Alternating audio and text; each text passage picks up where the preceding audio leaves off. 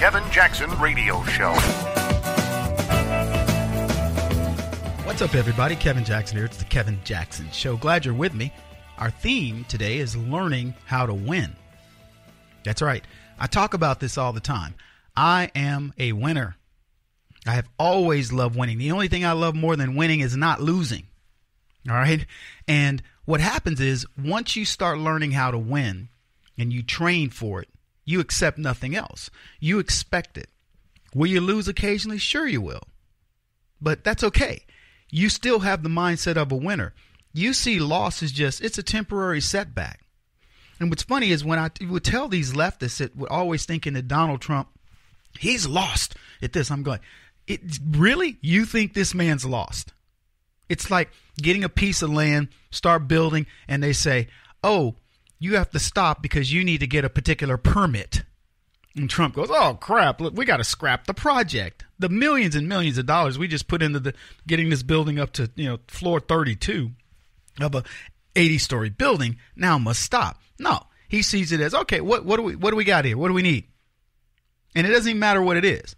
Well, we got a bird path that needs to, fine. Architects, done. Building continues to go up until it gets to 80 floors, and it's magnificent. He doesn't know how to lose. You can't be a developer and know how to lose. I'm just telling you, very few things in life. You can't be a surgeon, for example, and know how to lose. When you go in for surgery, you must go in with the idea, I know what I'm doing, and I know I will win. That's the problem with the left. They are so invested in politicians who have no skin in the game. A surgeon loses and people die. He eventually would lose his license. If every patient he operated on died, he would not have a license. Democrats, they watch politicians operate on patients all day long and lose, and they don't even care. Patients die all the time. Obamacare, killing people, piece of crap legislation, dead on the vine, voter ID. It makes no sense. Allowing illegals in, refugee resettlement. You know what happens at every single thing that they allow to occur? Obamacare is killing people. Refugees, supposed refugees coming in here as terrorists, killing Americans more than at any point in history. By the way, that's all over the world. That's not just our leftists. That's all over the world. Illegals. We just got through with the Kate Steinle case, and people still want illegals to come into this country and have sanctuary cities. Donald Trump says no, because he sees the lunacy of it. He says, I'm going to take this piece of land that you've given me to operate known as America, and I'm going to stop building ghettos, which is what the left has built, and I'm going to show you what it looks like when you're a winner. You're going to walk into Trump Palace America. So let me explain how the left think they're still winners. See, the left had been conditioned to believing that the loser's position is a winning position. And all the things I just stated, and I could have gone on, the economy. But Barack Obama made people believe that his economy was strong as he admitted that companies were going to be leaving this country. And they had been. And he said, y'all just got to get used to that. They're going to be leaving. Ain't nothing you can do about it. So he's got companies leaving. He says, and I'm going to use this example till he's gone, till we don't even mention his name, till we call him the person whose name shall not be mentioned. But Barack Obama said of Carrier, they're gone. What do you think he's going to do? How's he going to keep it? And Trump says, I'll show you how I keep it. See, that's what a winner thinks like. I'll prove it to you. And it was easy. He did it with ease. That's what I want you to keep your mind on. These things that Donald Trump is accomplishing are being done with ease. The more he learns the rules, the better he gets at this. This guy's first year, and he's already got the Democrats lamenting. They need therapy. So these suckers won 2 governor's races after Donald Trump won 4 special elections. They win 2 governor's races that they were supposed to win. You want to know why? Because they stacked the deck. They can't win legit. So they think, oh, everybody still loves us. We're in good shape. No, they're not. They're in a state of loss, and they don't know it. One guy wrote an article about it in Huffington Post, and I'm going to be reading from it. He knows it. Now we've got Roy Moore coming up. That election today, that's a biggie. It's not going to be a moratorium on Donald Trump at all. It'll be a moratorium on conservatism. It'll be a moratorium on how much did the media influence this election. And let me tell you, if the indicators are right, people are finally waking up to say, I don't like what they're doing to Roy Moore. I saw Frank Lunt's focus group. Frank Luntz, they call him a Republican what do they call it? Poll taker or whatever. He's no Republican. And if you listen to him, he's got these people in there that from Alabama, and he's saying to them, so why are you going to vote for Roy Moore? I'm voting for him. Why? I don't believe the media. Why? Because it's 40-year-old allegations. Why? Because it didn't come up in 8 other elections. Why? And he's going on and on. And these people are saying, well, wait a minute. First of all, if he was pursuing a 14-year-old girl at whatever time he was, at the time when Roy Moore, during his time coming up, it was normal. One guy said, my grandmother was married at the age of 13, had 2 children by 16. Courting like that was done properly, and so on and so forth. So they were explaining all the different things and the nuances of what goes on with that. Whether you like that or not, that is the case. And what's funny is, and by the way, because you could say the same thing about these Muslim arranged marriages. The arranged marriages of the Middle Easterners, where they take a girl there's no courting. The father says, that's your husband. Well, that's not the case. When you court, the little girl in a courting back in the old days would say, nah, I do like this person. I want to marry this person, Dad. And the father, agreed or whatever. Look, I'm not rationalizing one way or the other. All I'm telling you is that's what one of the guys said. It was a different time. And other people said, what's been proven? We got a forgery on the left. People who have tried to, we see what they do. You're not going to fool us. And Frank Luntz he's just like, what? You got, and I mean to a person, we are voting for Roy Moore. Now, my suspicion is, and I'm going to make a bet, Roy Moore wins today. I think people have gotten it. I think they're clear on it. I think Republicans now know how to win. Conservatives do anyway. And let's see if it happens. So, learning how to win, that's what we're going to be talking about today. It's something that's important. It's something that is a mindset. That's why I train you guys to think differently when you hear these news stories. Folks, Kevin Jackson, who you're listening to, we'll be back in a second. This is the Kevin Jackson Radio Show. Do you owe back taxes to the IRS or state? The secret to avoiding the IRS nightmare is to seek professional representation. My friends at Security Tax Associates provide the most cost-effective and ethical representation in the industry while helping to avoid seizures, levies, and wage garnishments. Security Tax Associates is here to ensure that the appropriate steps are taken to permanently eliminate any possibility of future tax burdens once and for all. For a free, no-obligation consultation, contact Security Tax Associates, 844-779-4177. That's 844-779-4177. 844-779-4177. Or visit them at securitytaxassociates.com.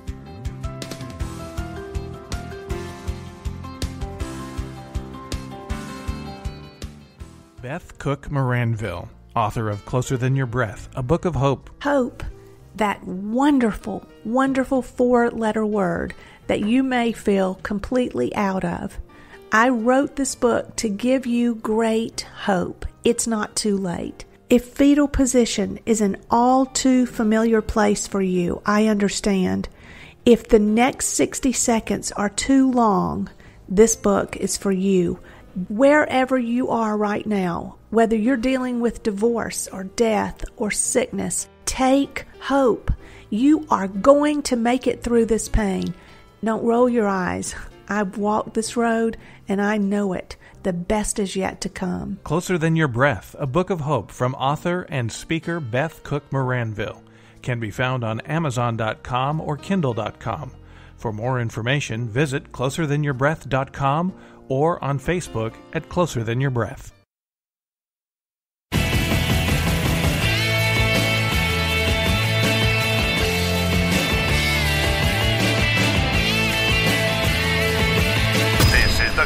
Jackson Radio Show.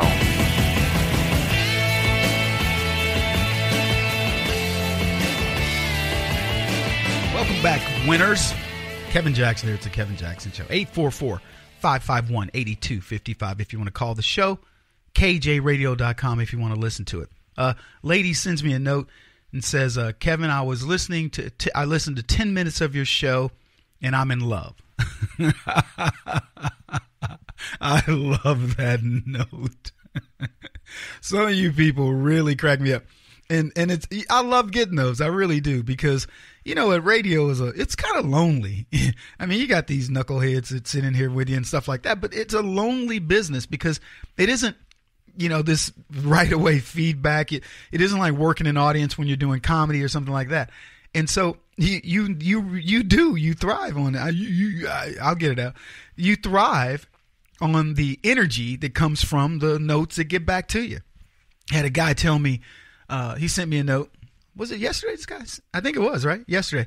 Yeah, he sends me a note. He says, Kevin, I was driving through, so I don't know what market, but he says, caught your show. He says, you got a new fan. Hey, cool. Love getting those. And would I like to get those in massive numbers? Yes, absolutely would. I would love to get these notes in.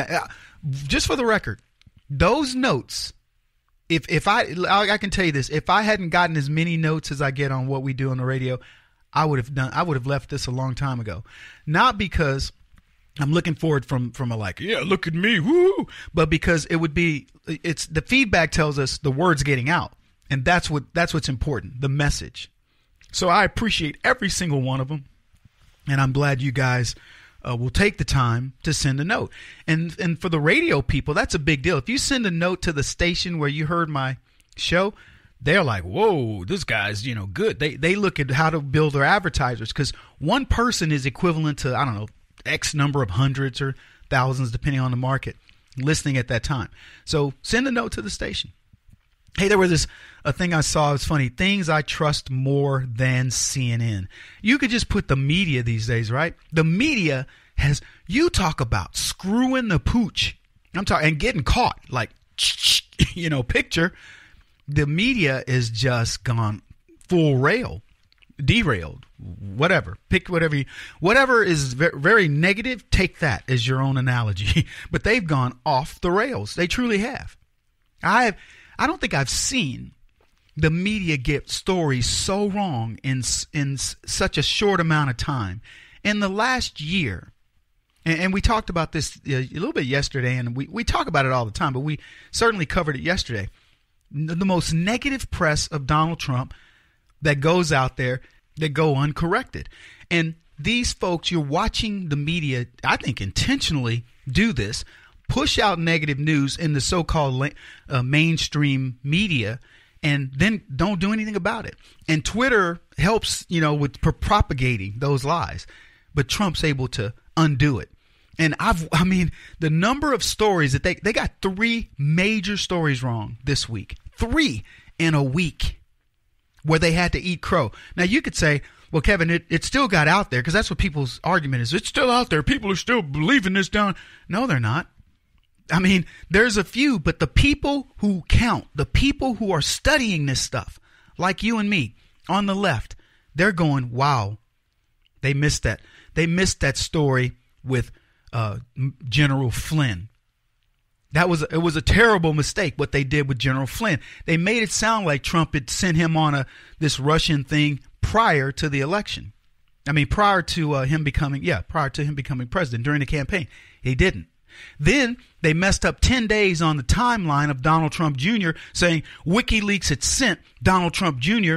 a key to unlock a file that was going to get them all this Operation Research on Hillary Clinton. And it turned out, no, it was 10 days after WikiLeaks sent that, and it was public domain. It wasn't sent to Donald Trump Jr. An email was sent saying, hey, they have all this opposition research. Go to WikiLeaks.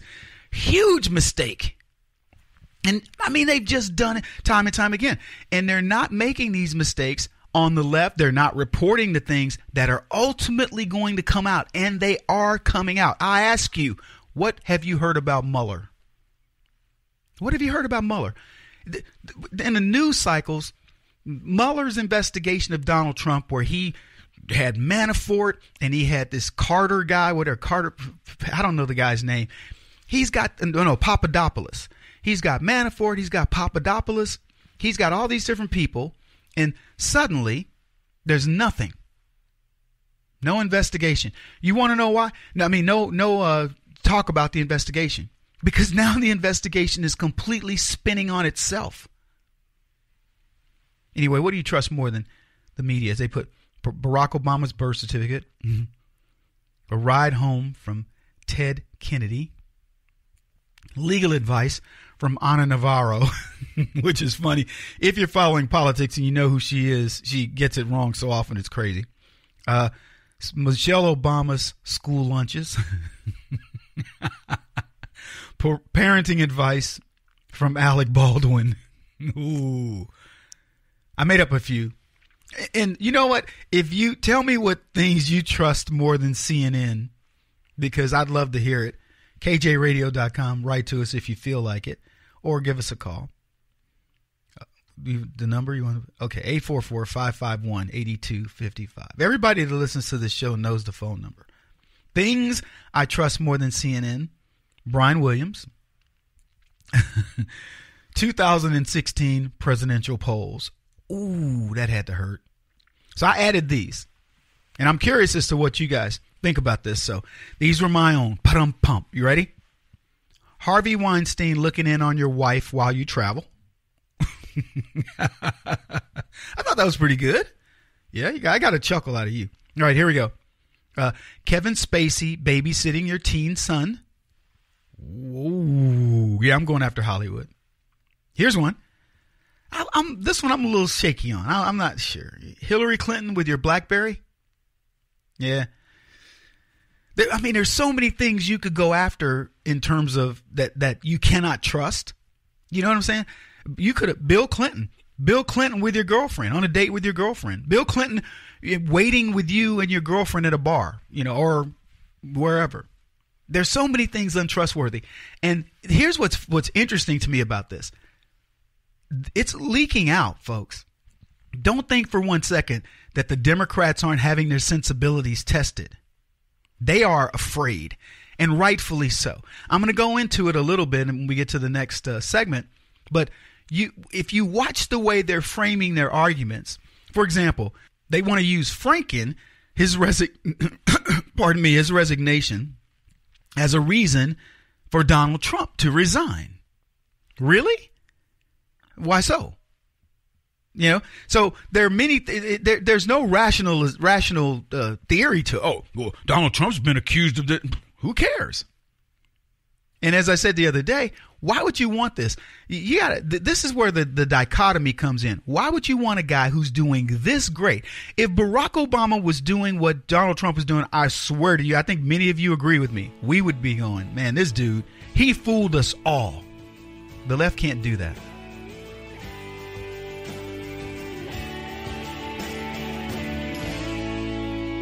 This is the Kevin Jackson Radio Show.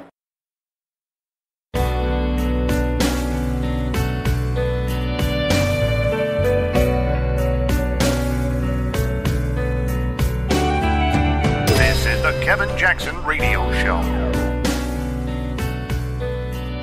I know he's been out there making the case, but these are very serious accusations against Roy Moore.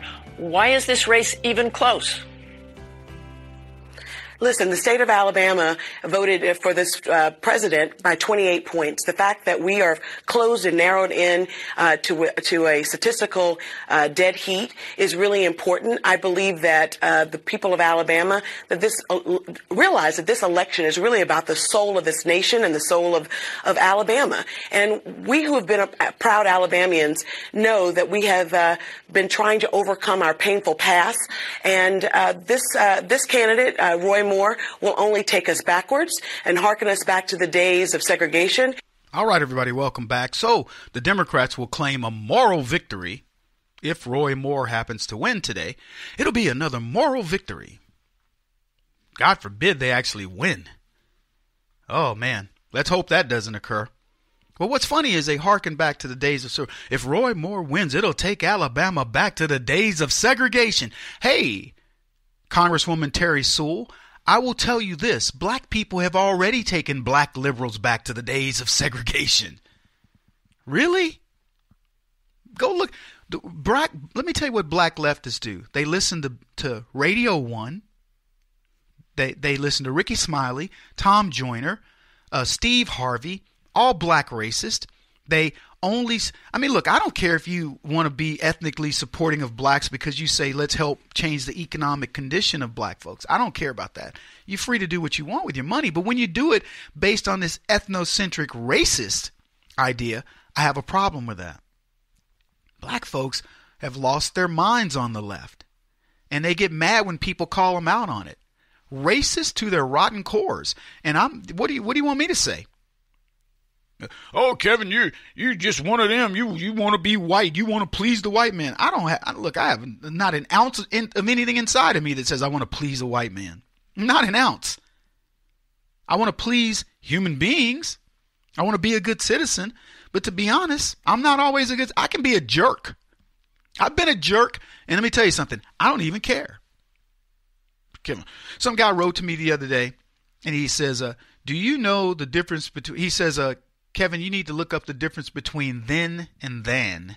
And he put them in quotes. And I suggest you go to the dictionary and look up the difference between then and then. That's what he wrote. And I wrote him back and I said, you know what? Your little petty behind is nothing but a waste of my time. I said, why would you write something so stupid? I said, if you find a mistake in something we write, it's because we move very fast around here. We're understaffed and certainly underpaid. Guarantee it. Why do you want to do that? We have better things to do. You want to write to me. People write to me all the time. Kevin, you meant to put not or instead of no here. Or you did this and it's got something big in the article that changes the meaning. And I go, thank you very much. And we go change it. But you need to look in the dictionary, the difference between then and then. And I was like, oh, so thank you, Einstein, because I certainly don't know that. A writer, a wordsmith, a person who's changed his career. I'm too stupid to know that. And this guy wants to tell me he's a conservative. And he's effectively telling me I'm too stupid.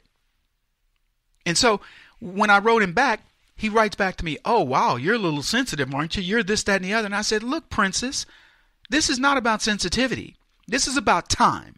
You're wasting my time in fighting the battle over nonsense because you want to feel superior. And I said, you're writing to me like a leftist. And he went back and forth 2 or 3 more times. And finally, when the light came on, you know what he said?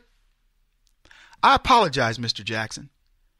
The way I came at you really did indicate that I was patronizing. I was, mocking you. And I said, you doggone Skippy, you did. I didn't tell him that. I just said, thank you. I appreciate you seeing it, and went along my merry way. So, but here's the thing. I don't care if the guy, he's like, you're a jerk. Good. I hope you think I'm a jerk, because you know what? You're a jerk. I'm not apologizing to you for that. And I know my way, my style, doesn't rub everybody the right way. I don't really care. I'm so happy with who I am. Do I change things here and there? Do I, go? Yeah, absolutely. I change the way I want to feel, not based on somebody else. So all these people, Kevin, you're trying to do this or so-and-so. I don't care what you think. Couldn't care less. And I think Donald Trump is the same way. I think, and I'll just be blunt, I think successful people learn to be comfortable in who they are. This is the lesson. If there's any lesson I give to anybody today, I'm not saying be a jerk. Because I'm not a jerk. I can be a jerk because I'm a human being. But whatever I choose to be, I'm going to be okay with it. I'm going to understand that, my fallacies are part of being a human. But overwhelmingly, I think most people would say Kevin's a pretty affable person. Good person to be around. And I think that it's the same with Trump. I think that that's the way he sees himself is, look, I don't need to put on for you. I love there was a clip that came out or something. It was a meme, and it said, Donald Trump says, I don't care what you think about my immigration policy. If it protects Americans, that's all I care about. He didn't care about the PC nature of it. He didn't care about what's that going to poll like or whatever. And that's what makes people gravitate to him. And quite honestly, I know that's what makes my friends gravitate to me. But I want to talk about this article I read in Slate. They're trying to figure Trump out. And here's what they write. Almost a year into his presidency, the New York Times publishes a long inside look at President Donald Trump's White House to paint a picture of a leader who is still struggling to learn the basics of how to deal with the daily grind of his office. Part of it is a lot of caffeine. Trump drinks as many as 12 Diet Cokes a day, according to a piece by Maggie Haberman, Glenn Thrush, and Peter Baker. 3 people at the New York Times wrote a piece on Donald Trump drinking 12 Diet Cokes a day. And it's got another piece to this that I'm going to go into. But here's what I want to talk about. Donald Trump has never drank, nor has he ever done a drug. And I find that admirable because I've certainly drank. Never done a drug. I mean, I did a Valium once before I got LASIK surgery. And I've taken, some prescription painkiller or whatever for different things. But I've never done an illegal drug. I've certainly never done any drug to, for chronic pain, and now I'm hooked on opioids or anything. I've never done anything like that. And you've got a president who says, no, I'm not doing that. Now, let me tell you why. Most people who know the program, know me and have listened to the program know that it isn't because I'm a prude. It's because I said to myself years ago that I have sort of an addictive personality. I believe that. And I'm not going to do anything that would jeopardize my future because of the addiction. So when people would go, drugs, man, kid, this is really cool. I go, I believe you. Trust me. I know if I do that, I'm going to love it. And then I'm going to keep doing it. And I'm going to figure out ways to keep doing it. They're going to be really creative. And then I'm going to end up in prison. So no, I pass. And my suspicion is Donald Trump said the same thing. I don't need to alter my reality. I have a good enough reality. Reality for me is good. Why alter it? Now, he certainly came from a different background and could get away with something like that. But I was a poor kid. And I still looked at the reality of what the life was ahead of me is this is much better than anything any drug can give me. I'm just going to play it by the book. I'm going to go straight here, okay? But what cracks me up is they look at Donald Trump's 12 Cokes a day. Barack Obama smoked cigarettes the entire presidency, probably still smokes them. Who knows? Snorts a line of coke here and there. My bet is this dude is smoked reefer with some of his friends in Hollywood, and you can't get a peep. Now, early on, they would tell you, oh, he ate a hamburger today. Woo, what an accomplishment, because he's done nothing. But Donald Trump drinks 12 Cokes a day. 3 people in the New York Times published this inside look. Haberman, Thrush, and Baker. And then get this. While Trump's TV watching habits have often been a topic of conversation. God, why am I struggling here? The sheer amount of time the president spends with a television on is astounding. Mr. Trump spends at least 4 hours a day and sometimes as much as twice that in front of a television, sometimes with the volume muted. You know anybody like that? Well, you're listening to one. I go from one room to the next. I'll have 2 televisions on, 2 different things on sometimes. And it just becomes it's not a Linus's security blanket. It's just that there are things going on in the world that you need to be aware of. There are breaking news. And all. It's like saying a kid, it's surprising to believe that children, kids of today, teens, millennials, spend 2 hours a day with their phones, with their, 4 hours a day or 24 hours a day with their phones. Unbelievable. And it would be different, folks, if this was something where they were telling you a little inside peek for your viewing pleasure, for your reading pleasure. But they're not. They're telling you this in hopes that it'll make you feel negative about Donald. He drinks 12 Diet Cokes a day. He can't be healthy. Unbelievable. They say he shares his thoughts with anyone in the room, even the household staff. You know what that means? He sees everybody is invested. Kevin Jackson on the Black Sphere Radio Network. Do you owe back taxes to the IRS or state? The secret to avoiding the IRS nightmare is to seek professional representation. My friends at Security Tax Associates provide the most cost-effective and ethical representation in the industry while helping to avoid seizures, levies, and wage garnishments. Security Tax Associates is here to ensure that the appropriate steps are taken to permanently eliminate any possibility of future tax burdens once and for all. For a free, no-obligation consultation, contact Security Tax Associates, 844-779-4177. That's 844-779-4177. 844-779-4177. Or visit them at securitytaxassociates.com.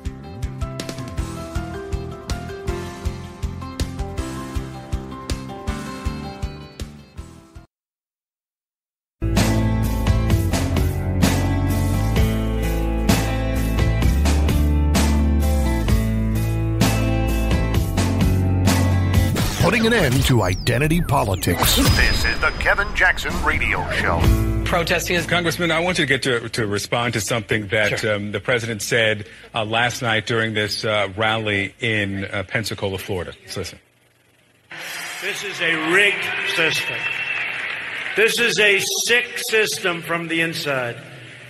And, there's no country like our country, but we have a lot of sickness in some of our institutions, and we're working very hard. We've got a lot of them straightened out, but we really do. We have a rigged system in this country, and we have to change it.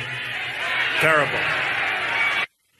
It's rare to hear a sitting president speak about the government in this way. What's your reaction to what you just heard from President Trump? Well, there are many things about the system that are rigged. They're rigged in favor of people like President Trump, very wealthy people who have a lot of power in Washington. The Republicans just passed a tax bill which reflects that. Huge tax cuts for the top 1%. The expenses will be borne by middle-class families who will see their taxes go up. Companies will be incentivized to ship American jobs overseas. And it was written in part by the lobbyists. You remember the Republicans, they had handwritten notes in the bill, and the lobbyists had the provisions before many members of the Senate did. So the president's right. In many ways, the system is rigged, but it's rigged against hardworking Americans who are looking for better wages, better jobs, and a better future. And the president is fighting really hard to get Roy Moore into the Senate because this tax bill is prevailing by 1 or 2 votes. Susan Collins says she's reconsidering. So, look, the president's right, but he's speaking. He describes the system as somehow rigged against him. It's rigged against working people who don't have a voice. Welcome back, everybody. Kevin Jackson here. The reason why I wanted to play this clip, that was Representative David C. Saline. And what's funny about what he says is he doesn't answer the question. He doesn't want to answer the question. The guy says, is the system? Trump says the system is rigged.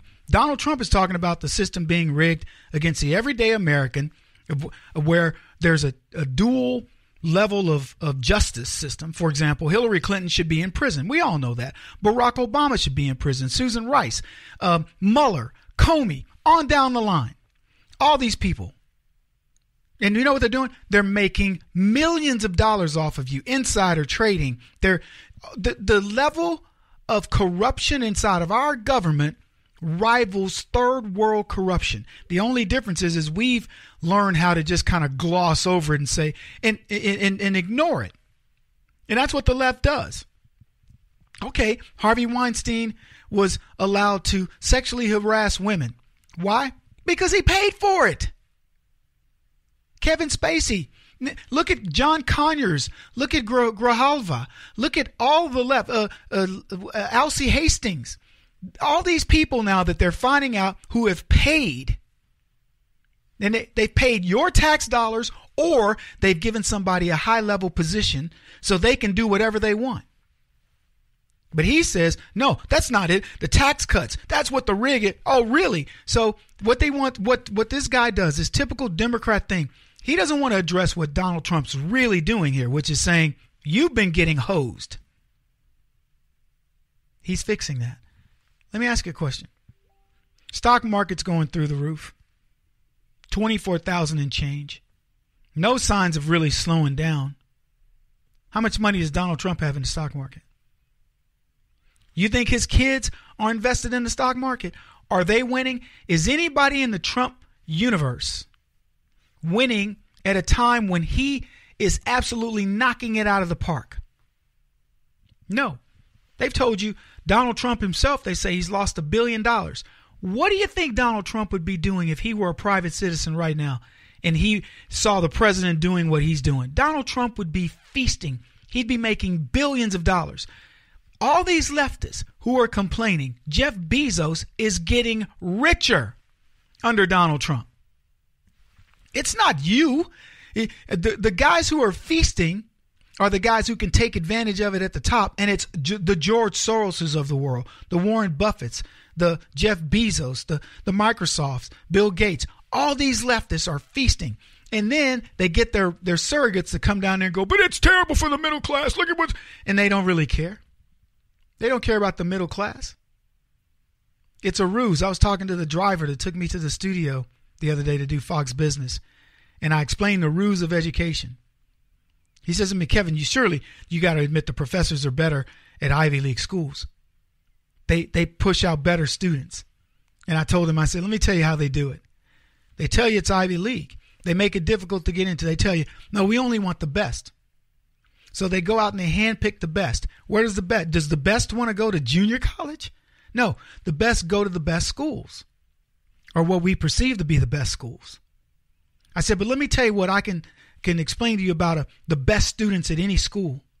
They're the best students no matter what school you put them in. If you take the top 10 10% of the Ivy League students, you put them at Ohio State or Alabama, whatever, or Arizona State or Texas State or whatever, those people will still be the top students in their classes. They will still outperform the Harvard, Yale, Princeton, Wharton. They will outperform them all. If you're smart, you're smart. Doesn't matter where it is, but the other schools entice you.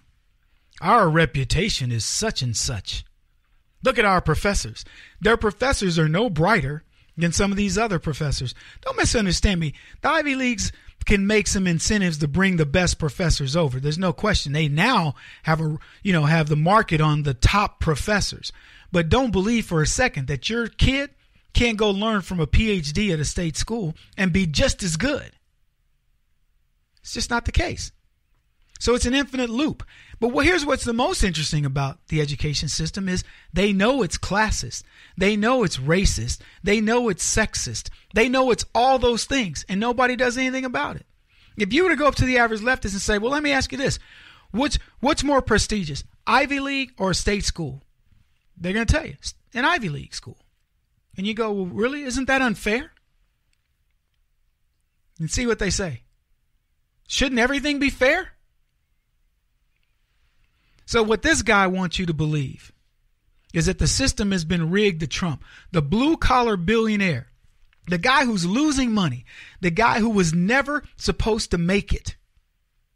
It's been he's the one that's taking advantage of all this stuff. There was I don't know if we have time to play the clip. Let's play it. If we run out of time, we just do. But this is Lou Dobbs connecting the dots on Strzok, the guy who did all the investigations against Donald Trump. A few in the special counsel and his lead investigator, who was, before all else, it appears, an anti-Trumper, Robert Mueller and Peter Strzok, obviously thought they were under no compunction to be fair, to be honest, to be decent. And now it's clear that Mueller thought he could remove Strzok as his head investigator and never have to answer a single question about the reason he did so. Congress is now making it clear that he will have to answer. And, by the way, make that reasons, not reason. It's far more than one. The devout anti-Trumper was chosen to help lead the Clinton email investigation starting in July of 2015. He was central, in fact, to discussions about whether to prosecute Hillary Clinton. Strzok was also asked to work on Comey's draft statement, the purpose of which was to exonerate Clinton. Fox has learned that Strzok is responsible as well for changing the language in that statement from grossly negligent. Had that expression been used, there would have been no choice but to prosecute. Instead, Strzok came up with the two, very innocent words, extremely careless, a device to exculpate Mrs. Clinton. Just weeks after the Clinton investigation, Strzok was assigned by the FBI to investigate Russian efforts to interfere in the presidential election, including the DNC hack, which, by the way, the FBI wasn't permitted to actually investigate, and Strzok apparently agreed with the DNC that they would just take somebody's word, the fact that Russians were involved in their servers at the DNC. Strzok's influence reached even the anti-Trump dossier, that discredited dossier, and Strzok became one of a dozen FBI officials who actually received the dossier. And then Strzok was assigned to oversee interviews of General Michael Flynn. Are you starting to see a string of coincidences here and massive contamination of the entire process by an anti-Trump FBI official? Well, the Inspector General's office thinks so. It's investigating Strzok's role in politically sensitive cases, but he's hardly the only one, with massive conflicts of interest. So the system is rigged, all right, and it's rigged in favor. Forget who it's rigged against. It's rigged in favor of these elitists. And every time we put more and more of them into power, up until this point where we finally said, okay, enough is enough, but every time we put more and more of them into power, they write new rules that let them get out of stuff. They are lawyers and understand how to parse language so that they can stay out of prison. He won't stop until he's the top-rated radio talk show host in America. What kind of weird competitive freak are you? This is the Kevin Jackson Radio Show.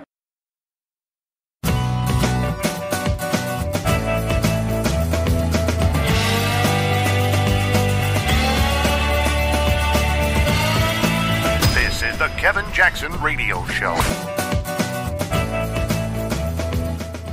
Welcome, everybody. Kevin Jackson here. Another terror attack in New York.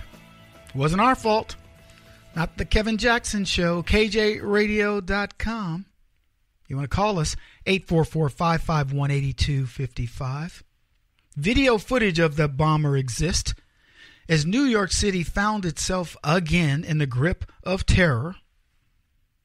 I don't know how many terror attacks need to happen before leftists like Governor Andrew Cuomo and Mayor de Blasio toss the platitudes and recognize Islam as the religion of terror. And that's true of a lot of other people. It's funny, Donald Trump will go down in history for having done one of the bravest things you can do as a president, which, by the way, is his responsibility, and that is to protect the citizens of the country. An ISIS-inspired would-be suicide bomber set off a homemade explosive device at the Port Authority bus terminal subway station Monday, seriously wounding himself and injuring 3 others, law enforcement sources said. The man, a 27-year-old Brooklyn man, identified by high-ranking police sources as Akayed Ullah, had wires attached to him and a 5-inch metal pipe bomb and battery pack strapped to his midsection as he walked through the Manhattan Transit hub. Now, I want to stop for a second and just have you think about that. Guy's got a bomb strapped to his stomach. I don't know if he's probably wearing a jacket. It's supposedly cold in New York. I'll be there in a week or so I'll let you know. But this is a guy, he's got all this stuff going on, strapped on. How would you know? I want you to think about being in the subway, being on a bus, being in a restaurant, walking down the street, being at the mall. How would you know?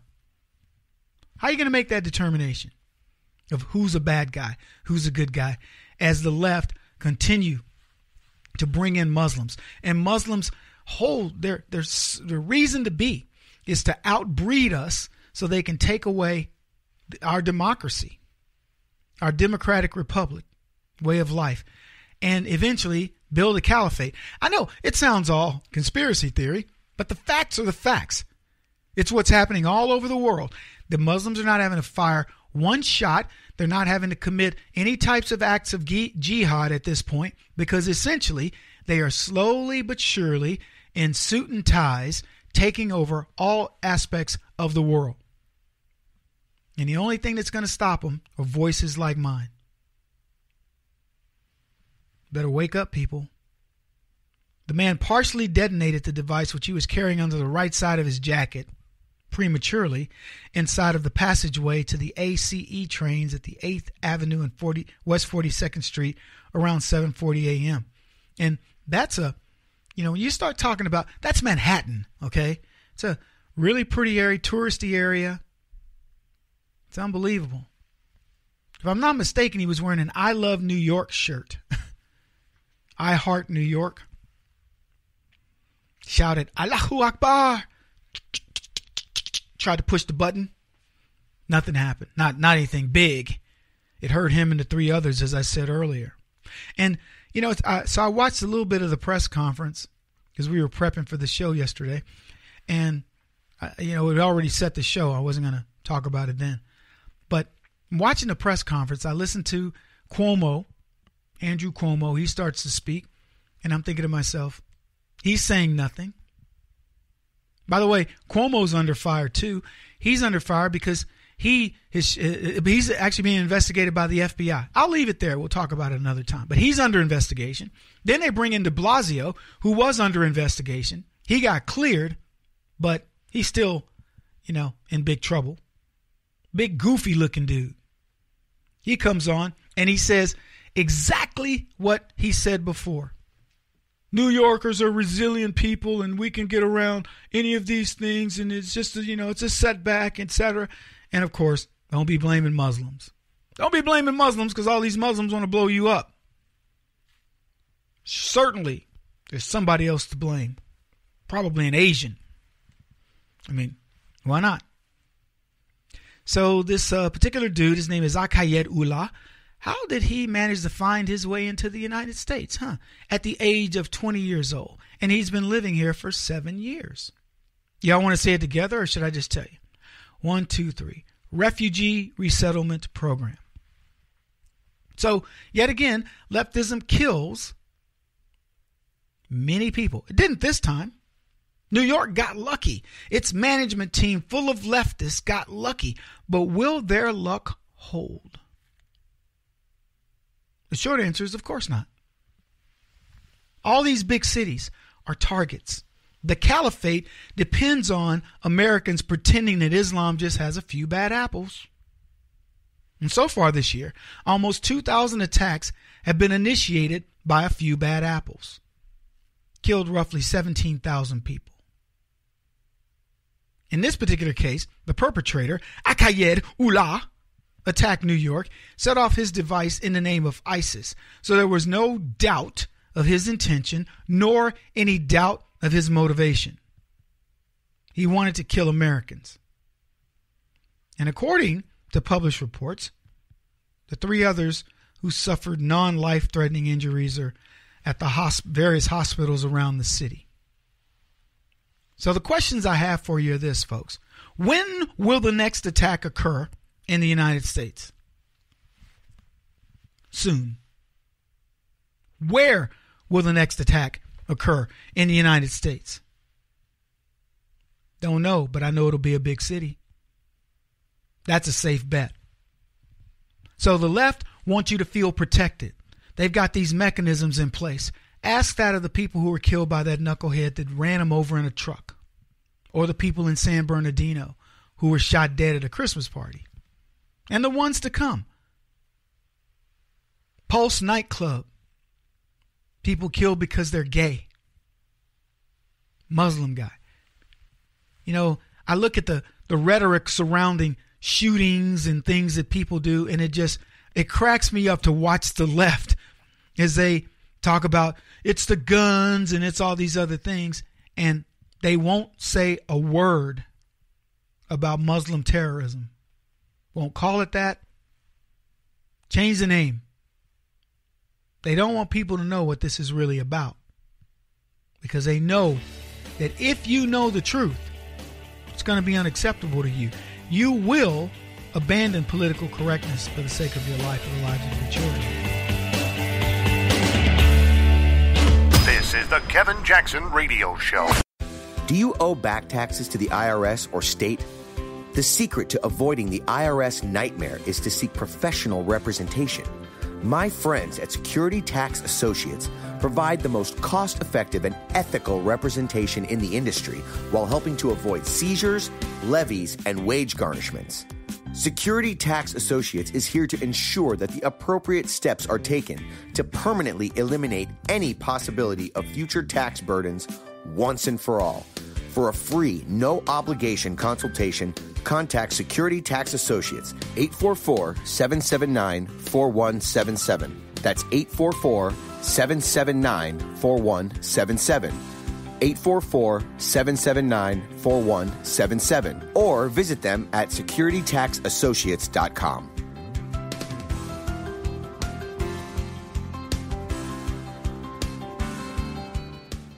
Beth Cook Moranville, author of Closer Than Your Breath, a book of hope. Hope, that wonderful, wonderful 4-letter word that you may feel completely out of. I wrote this book to give you great hope. It's not too late. If fetal position is an all too familiar place for you, I understand. If the next 60 seconds are too long, this book is for you. Wherever you are right now, whether you're dealing with divorce or death or sickness, take hope. You are going to make it through this pain. Don't roll your eyes. I've walked this road and I know it. The best is yet to come. Closer Than Your Breath, a book of hope from author and speaker Beth Cook Moranville, can be found on Amazon.com or Kindle.com. For more information, visit closerthanyourBreath.com or on Facebook at Closer Than Your Breath.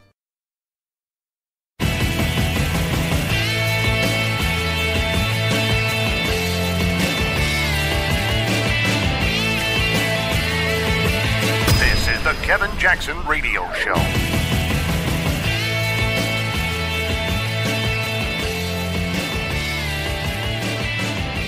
Welcome, everybody. Kevin Jackson here. So our theme for the day is learning how to win. And what you're watching is leftists teach you how to lose. So you've seen the bombing in New York. Doesn't matter what it is. Leftism trains you how to be a victim. I was thinking about how young girls grow up today. I don't have any daughters. But I was thinking about how young girls grow up and how they're taught sort of this idea that little girls have this place in America, and the way that they're trying to now correct that, as opposed to telling little girls, hey, you can play with dolls, you shouldn't play sports, and a host of other things. They're now over-empowering them. And what they're doing is they're emasculating young boys while trying to give girls a sense of worth. And so the pendulum is swinging the other way. And it doesn't matter. I mean, look, it should be balanced. If you've got a classroom, you don't think of them as little boys and little girls. Gender's not it. You think of it as who's eager to learn. And for those who aren't eager to learn, you have to find that inspiration that makes them want to learn. You teach winning. And the way you teach winning is you help people find the thing that they're good at. My son, my youngest kid, he's like, Dad, I want to now play football. I go, you're not playing football. No way. You've got basketball, you've got baseball, and you have martial arts. That's enough. You've got lessons for, I don't know how much money. Let me put it this way. The amount of money I spent on this kid at the age that he's at right now, I could have paid for my college. Coaches for this, lessons for that. And I'm poor. I can only imagine what you privileged white folks are spending on your childrens. That's a joke. I mean, but not the part that what you spend on your kids. You go way out. You guys go crazy. You might as well move in a trainer. But I'm looking at, the coaches and all this stuff and the sports camps and all that. And it's ridiculous. And now he goes, well, I want to play football. Well, you better find another daddy. You better go get with your mom and go get another daddy. It isn't going to happen. Anyway, these young boys are being emasculated in ways, and you as a parent, you've got to bolster them back up when they come home from school. You got to brush them off and heal their wounds, and then you got to go get them into things and remind them that, hey, you're somebody too. You can be somebody. They're not getting that at school. They're not being taught how to win. And little girls aren't being taught how to win. They're being taught how to get the playing field unleveled for them. And it's getting worse because now we've got these mixed up gender roles, because we've got boys who can now say, well, I feel like a woman, so they become a woman. And now they can go dominate female sports because, you know, biologically, they still produce more testosterone. It's the way it is. I mean, think of it from a guy perspective. You're a pretty good athlete. Not bad. But there's a guy you just can't beat. He jumps faster, higher. You know, he's just stronger. He can throw harder, hit harder. You name it. You can't beat him. At least not, you know, running track or, you know, running a football or slamming a basketball. The only way you're going to beat a guy like that is you got to beat him with cunning. You got to beat him with your mind. That's why I love martial arts, because the stronger guy doesn't win the fight. The bigger guy is like, let me tell you, bigger you are, if you mess with me, the more I really want to make you hurt. That's just the nature of the beast. I've seen many of my martial arts compadres, we chuckle at each other when these big guys go, ooh, I don't want to hurt you, little man. And you go, really? Oh, okay. Well, no problem. Thank you for not hurting me. Oh, my goodness. But I look, guys, at these things where they tell us what's going on in the world. Right now, we've got this regression therapy going on. You know what regression therapy, where they hypnotize you and they tell women, you know, that they were sexually assaulted 20 years ago or 25 or 30 years ago. That's become the thing. And quite frankly, it's giving many of us sexual assault fatigue. But look, ladies, if you didn't say anything about your sexual abuse, a guy patting you on the butt or whatever, maybe he was a buddy or he was a little drunk at a party, how you going to, do you think he's going to remember it? I'm not excusing in any way the legitimate causes, the legitimate issues where women have sexual abuse or sexual misconduct on behalf of men. I would never condone that. But come on, really? You're going to make men pay for things? I don't remember what I had for lunch 3 days ago, and you want me to remember that I brushed up against you at the Christmas party 5 years ago. Sorry. Maybe you brushed up against me. Maybe it was the other way around. And then, so I'll give you an example of why I feel this way. One of the friends of my sister, she wanted some extra money. So she comes to my sister, who had a pregnancy test that was positive. She says, I need to borrow your pregnancy test, because my sister kept it, had a baby. So she's got the pregnancy test, and this girl sends this thing to 3 guys, tells them, I'm looking at my pregnancy test, I'm pregnant. Says it to 3 guys, meets with them individually, shows them the test, and they each pay for her, finger quotes here, abortion. Yeah.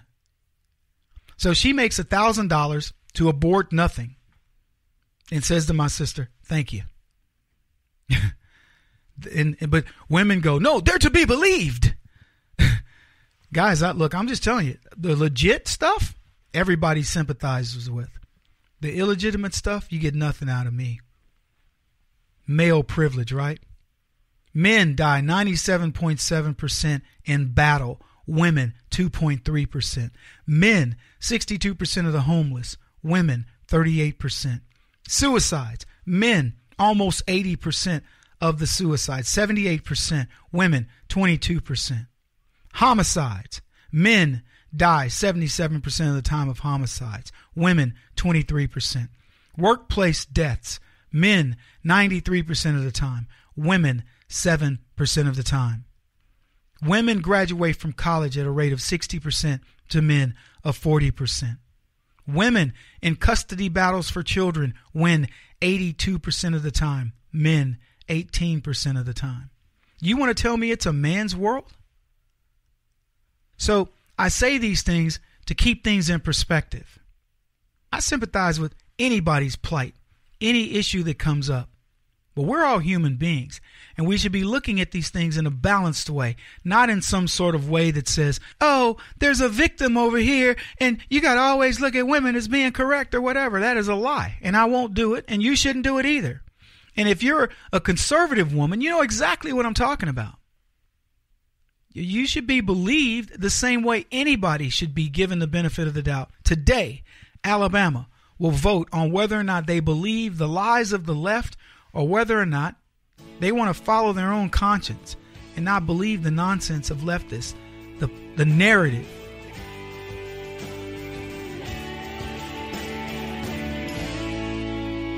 This is the Kevin Jackson Radio Show.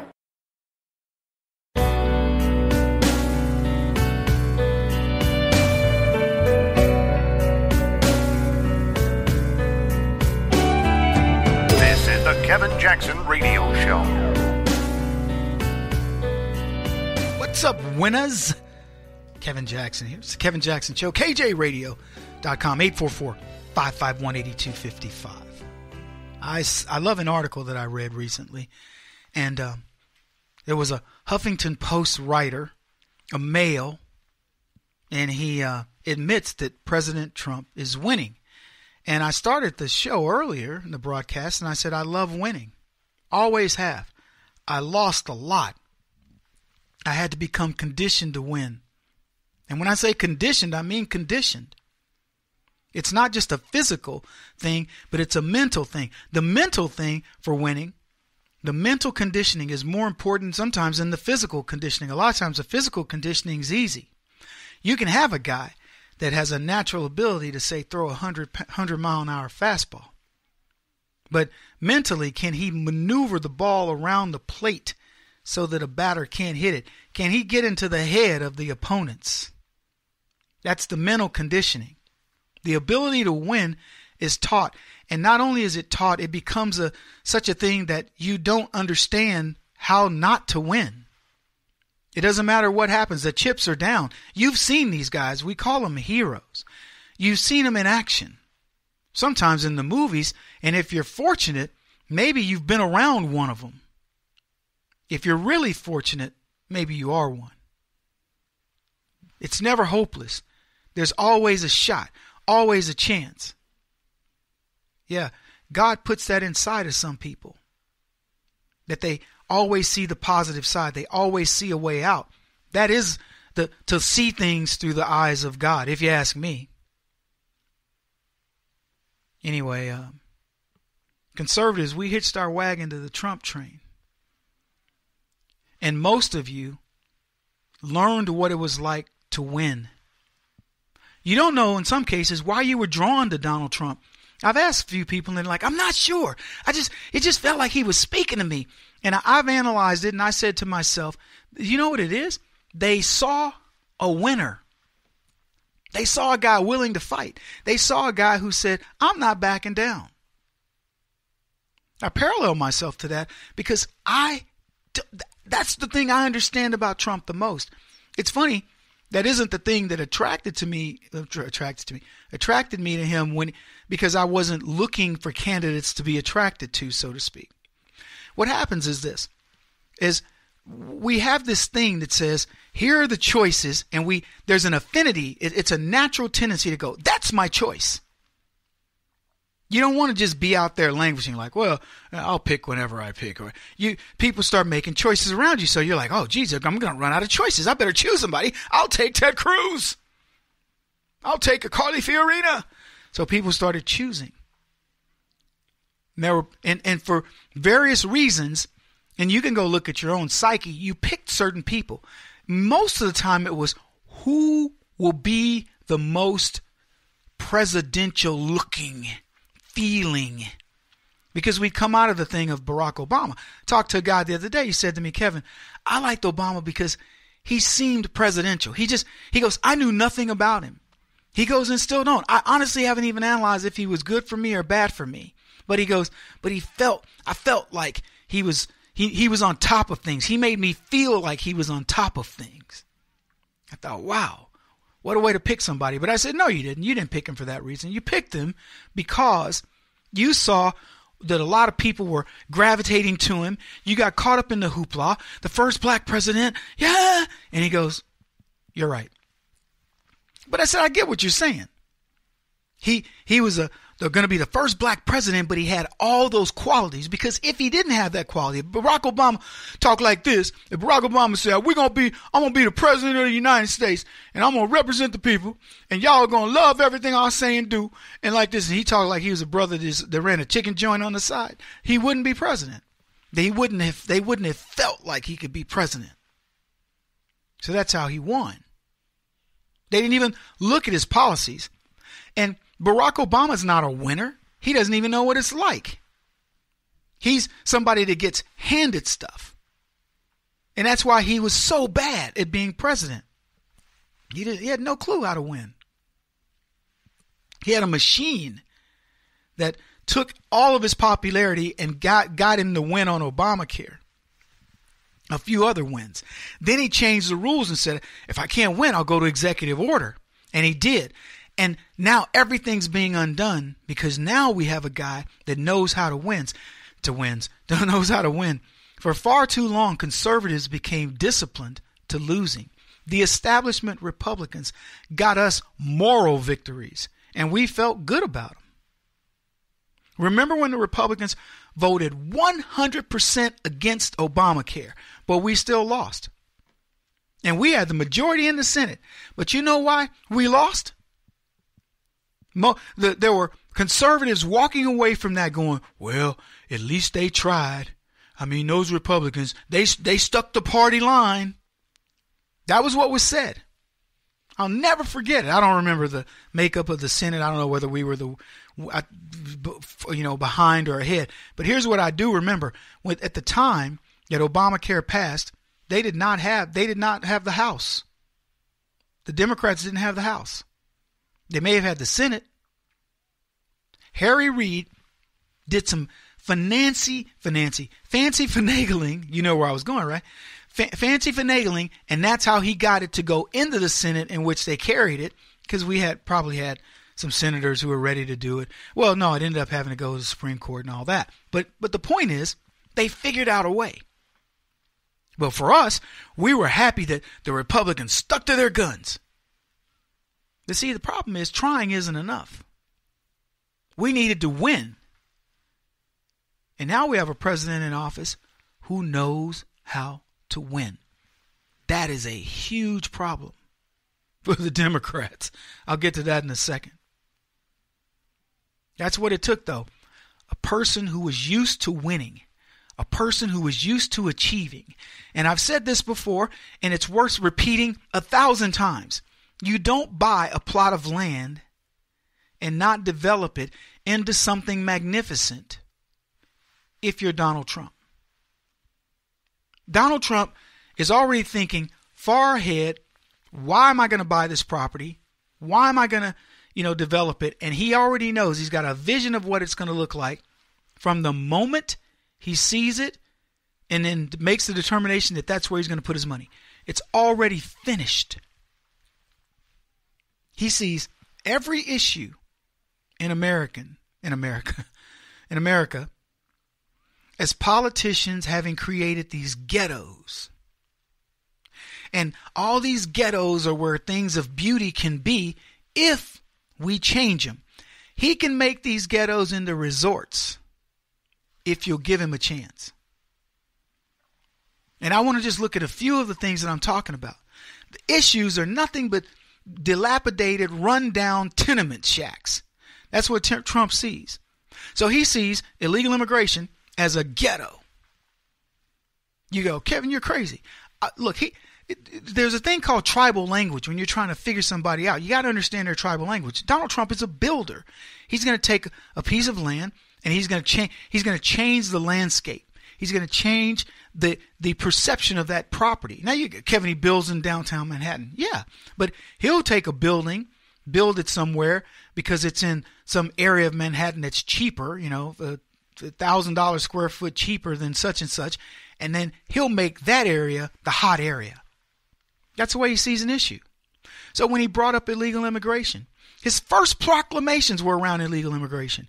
He spoke truth about the topic, which certainly vexed the left, because he promised to stop illegal immigration and build a wall, because he said that the Mexicans were coming into the country. Some of them were bad people. Not all were bad people. They were drug dealers, sex traffickers, and whatever else, killing American citizens. And he confronted it. And he says, we're going to build a wall, and the wall's under development. The impact of illegal immigration has lessened in this country geometrically, and you see the results.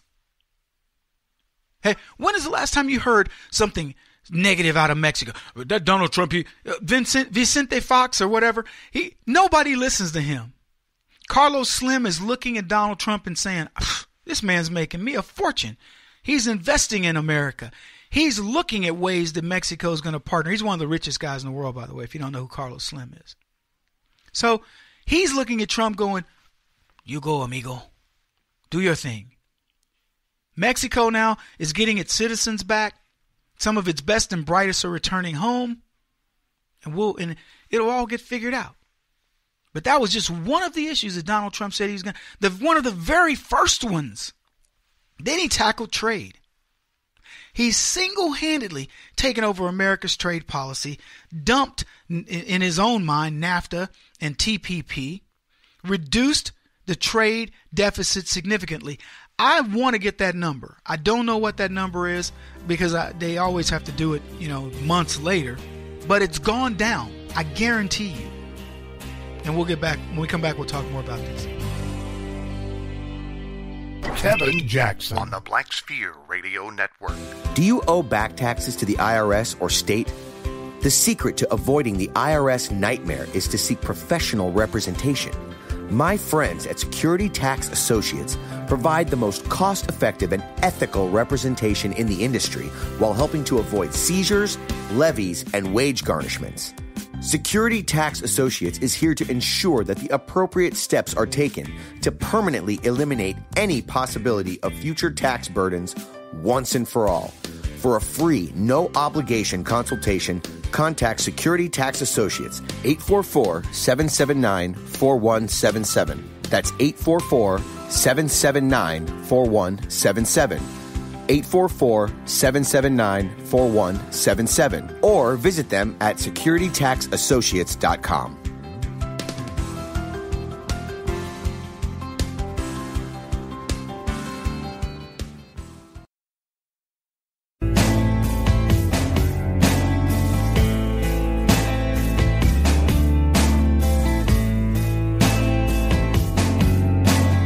Putting an end to identity politics. This is the Kevin Jackson Radio Show.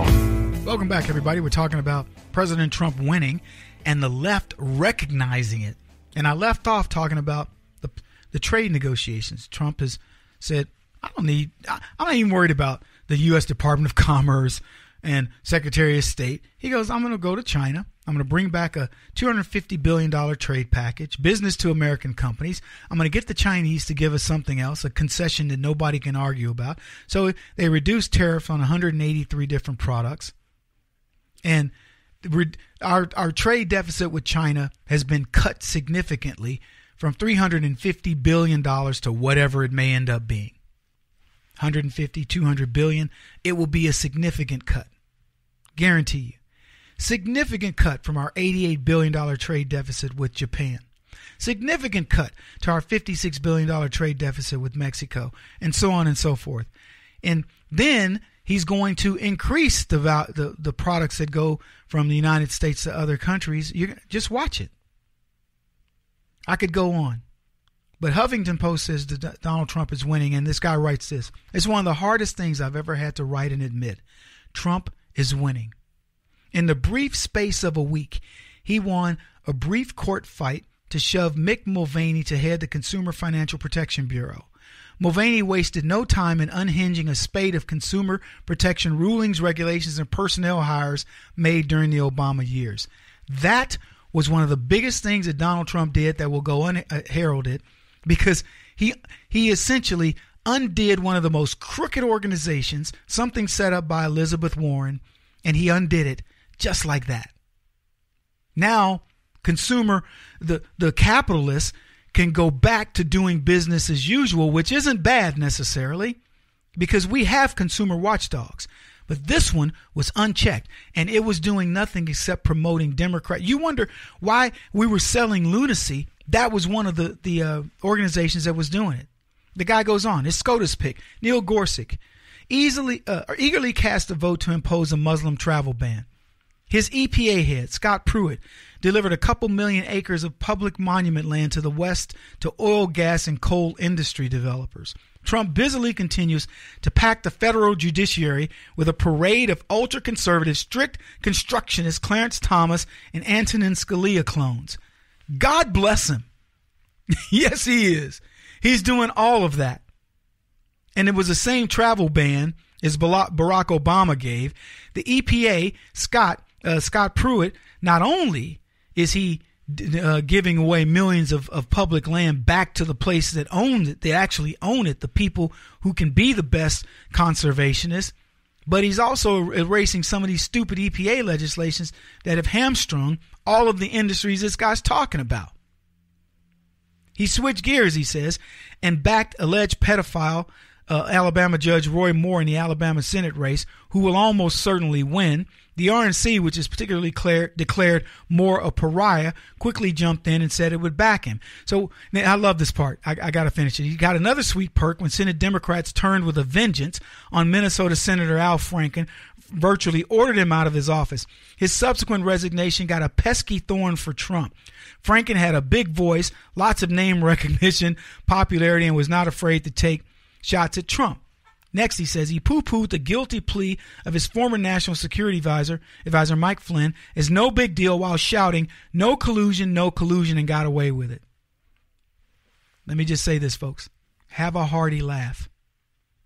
I love how the leftists see President Trump's accomplishments. Losers are now seeing what winning looks like. First of all, Judge Moore is not guilty of anything. There's not a person alive that can prove any of the allegations. This is a Democrat witch hunt that's now been exposed.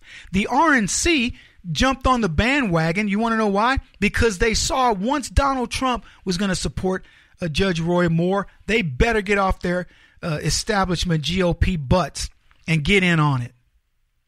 And as far as Al Franken leaving, good riddance.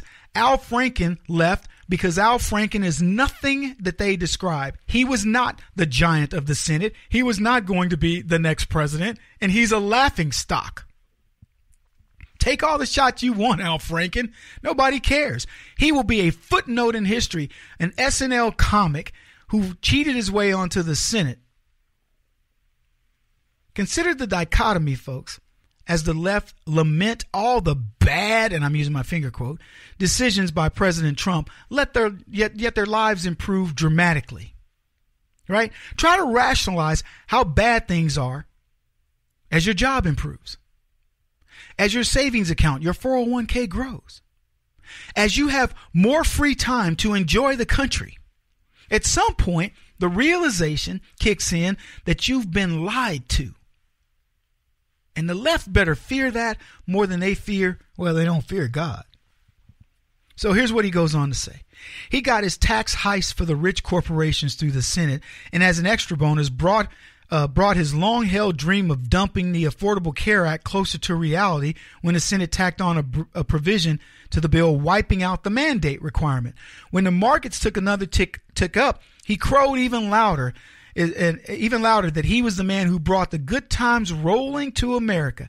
As always, he did this with the sheepish connivance of much of the mainstream media, which is always off to the races and giving round-the-clock coverage to his self-serving, vapid tweets as if they were the word from the mount. Gotta stop it there and say, God bless this man. He is telling the left exactly what's happening, except it's in bizarro world. See, all this is great. What he just said there was Trump's tweets work. The press run to cover Trump's tweets. If you aren't following Donald Trump's tweets, you should. You should.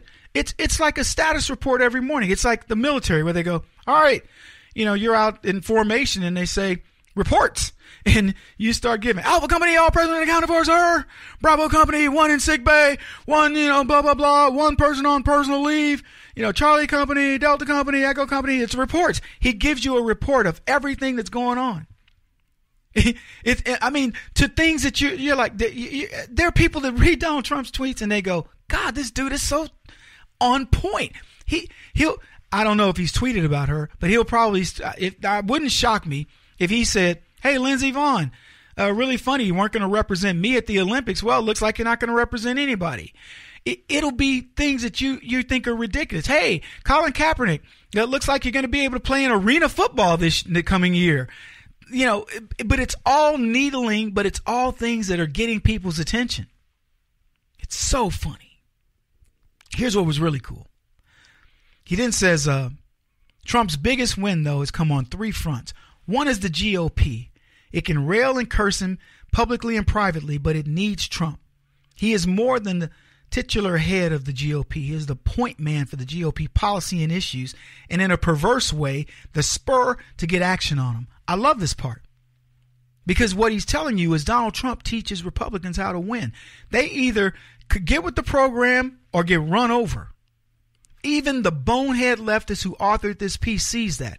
He realizes that it's one thing for Trump to be a winner, but if he teaches others, the left are screwed. So he talks about Trump's base as point number 1. The second point. The second front he's winning on, he says, is the continuing love fest that his devout base has with him. While polls show that his overall approval numbers consistently wallow under 40%, buried in the polling fine print is the numbers that mean the most to him in the GOP. That's Republican voters, the overwhelming majority of whom back him. Even though his approval rating has dropped among white males without a college degree and college evangelicals, that's what he says, polls show that he still gets a majority of approval from them. These are the voters the GOP are going to need to rev up the key swing districts in 2018. Now, here's what he's admitting. This is an amazing admission. He says the polls don't matter when it comes to President Trump's support. He realizes that the president pulls the GOP establishment along in the riptide of his popularity, and he does this in the most unique way for politicians, which means he can't lose.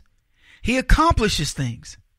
And in his final thing, he says that the third winning front for Trump is his perennial ace in the hole. Get this, the media. He remains a ratings cash cow for the networks, makes stunning copy for print media.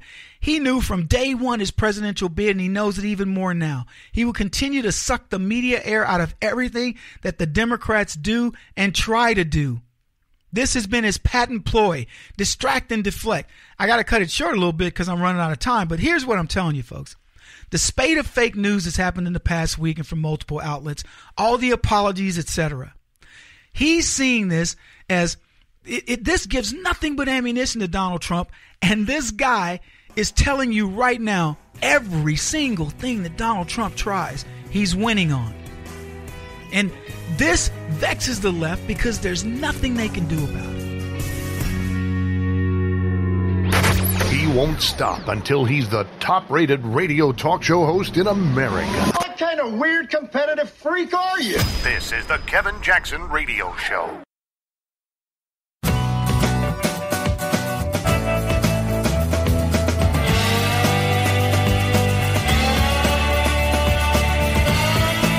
This is the Kevin Jackson Radio Show. Welcome, everybody. Kevin Jackson here. It's the Kevin Jackson Show. NFL suffering. I don't have the week-to-week numbers any longer. I don't even care about them. I know this. Almost every single week, the NFL viewership on TV goes down. Some markets do better than others. Matchups help. It's getting closer to playoffs, so a little more, interest in the games. I have zero. People tell me, oh, the Seahawks are playing so-and-so, and it's and I'm like, I don't care. I see it come up on my Twitter feed, and I go, I don't care. I have zero interest. I was in the studio when I was doing Fox Business the other day. Donovan McNabb comes in. Big, man. Donovan looks like he's trying to be a linebacker. was talking to him. He said, yeah, man, in the gym. You know, just got to stay in that gym. I mean, I'm talking he's a big dude. 6'4", he's probably 250 pounds. And he looked good.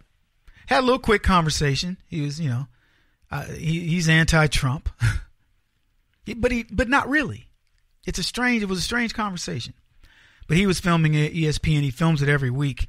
He's been in the Phoenix area for 20 years, he told me. Said he's moved from Chicago. I was like, really? He goes, yeah. He says, Chicago. And I went, say no more.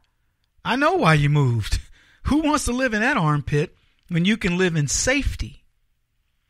But it's funny to listen to somebody talk about sort of the issues from one perspective. Like he was telling me, he says, yeah, man, Kevin, when I left Syracuse, he goes, I was going to do broadcast.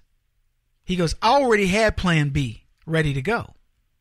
So he works for ESPN, making good money, you know, living the dream in Scottsdale, in Phoenix area. And loving it. Anyway, another whole other story. NFL. And I didn't get a chance to ask him about the kneelers and, you know, all these other things like filling the seats now and what's going on. Because he had to go into, I was going into another studio. He was going into his. But I wanted to, I was only going to be there 20 minutes. He had to shoot 45 minutes and I wasn't going to wait around. But I wanted to get his take. Next time I see him, I will. Anyway, the NFL, struggling. Can't fill seats. I bet suddenly black people are going to be going to the game in droves, right? Because they're going to be down with the brothers. 70% of the NFL is black, which it was funny because McNabb made a comment that it's kind of tough for us to complain when we got that many people, you know, that are in the league. I was like, I agree. Stadiums are going to soon look like the old Negro League baseball games, though, because ticket prices are dropping. White folks have abandoned the NFL. They're saying you can have it. Yeah. I was reading this article. It says the NFL protests have been lucrative for social justice charities. They're going to receive a whopping $89 million in settlement money redirected from veterans and breast cancer charity funds. But they're also becoming a boon for cash-strapped football fans. So here's what's happening. The money that used to go to the veterans, the money that used to go to these all these women's issues are now going to be directed to the social justice warriors. They're going to go to the National Urban League, the NAACP, the United Negro College Fund, and, you know, whatever, BET. and so now these charities are going to suffer because the social justice warriors have put their foot down. And because of it, the NFL is going, we got to get butts in the seat. We got to do something crazy. It reminds me of the movie League of Their Own, where they made all the women play in skirts to bring the guys out. Because any guys that were left over here were young because all their dads were all fighting in the war. But if you can stomach a professional football game, you can get tickets for the same price as a cup of Starbucks coffee. In fact, you can get an NFL ticket and have enough money to go buy you a cheap cup of coffee at QT. According to Vivid Seats, an NFL ticket reselling site, seat prices in most NFL stadiums have bottomed out. Fans can get lower level seats from a Buffalo Bills game for $3. Tickets at center field right on the 50-yard line, which have typically been the toughest seats to get, $30. It's a giveaway. And Roger Goodell just signed a 3-year, $200 million contract. Can you believe this clown makes $66 million a year? Would you pay somebody that much money that drove your business into the ground? You think Jerry Jones was happy about that? He was like, we need to get rid of this fool. I said the other day, I hope they have a rock solid out clause, something to get them out of this. This is not an attack on football. This is an attack on capitalism. It's an attack on veterans. It's an attack on the sensibilities of the average American when they allow what's happening right now in the NFL to continue to occur. And it's an easy fix. Easy fix. It won't come right back, but they'll win back. If they were to do this, they would win back a big portion of the audience. If they said, all the NFL would have to do is say this: we're done. We've capitulated. We've given all we're giving on this subject. From now on, if you're a player in the NFL, if you kneel, if you don't come out and respect the flag, if you raise a fist, you're going to get a big fine. That money will go to Donald Trump's charity. And they wouldn't say that, but I added that. But you know what I'm saying. If they did that, they'd get back 20% of the audience. They could maybe salvage the season. But they won't do it. So now they got $3 tickets. Look, folks, I don't care about the NFL one. I'm done. I'm done with the NFL. Seriously. I'd rather watch roller derby. But if they wanted to look at something and solve the problem, Trump's giving them the way to do it. If Donald Trump came back and they made nice with him, brought him in, and he said, look, these guys have made a mistake, but America's, we're on a whole new mission here. And while we understand what they want to say, and in terms of law enforcement, but we get it, but that's not the way to do it. And they just left one of the most lawless periods in America. And we're trying to get all this back. There are many things they could get Trump to say that would, put some salve on the wound and everybody would be okay. And all he's got to do, I'm just telling you, he's Midas. Donald Trump says, boom, yea, verily, you are now cleansed. The NFL can come back. This is the Kevin Jackson Radio Show. Do you owe back taxes to the IRS or state? The secret to avoiding the IRS nightmare is to seek professional representation. My friends at Security Tax Associates provide the most cost-effective and ethical representation in the industry while helping to avoid seizures, levies, and wage garnishments. Security Tax Associates is here to ensure that the appropriate steps are taken to permanently eliminate any possibility of future tax burdens once and for all. For a free, no-obligation consultation, contact Security Tax Associates, 844-779-4177. That's 844-779-4177. 844-779-4177. Or visit them at securitytaxassociates.com.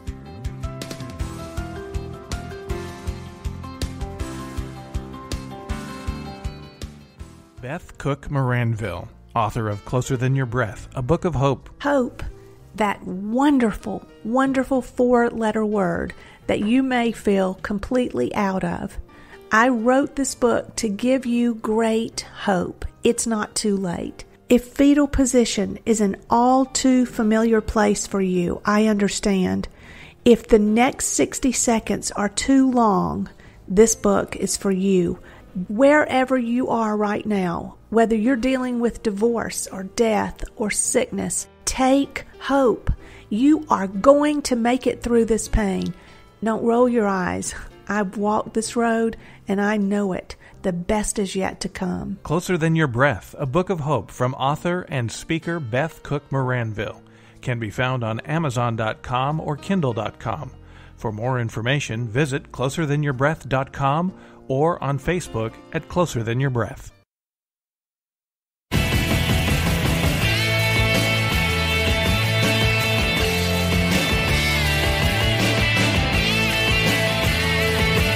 This is the Kevin Jackson Radio Show.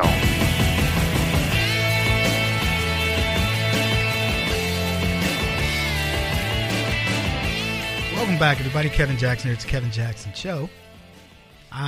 So by now you've heard that there's been another terror attack in New York City. No casualties.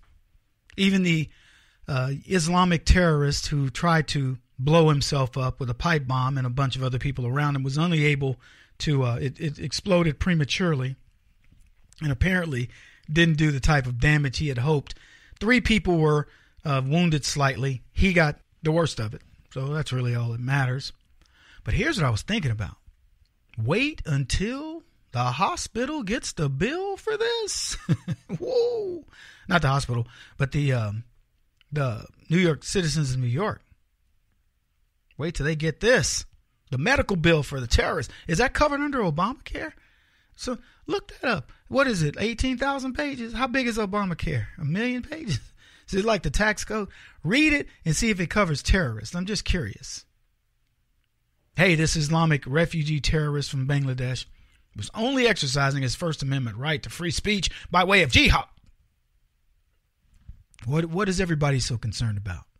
All the people that want to impose bans on Muslims. What is y'all's problem? Isn't that the way they show? They always depict us as the ones that you people are awful.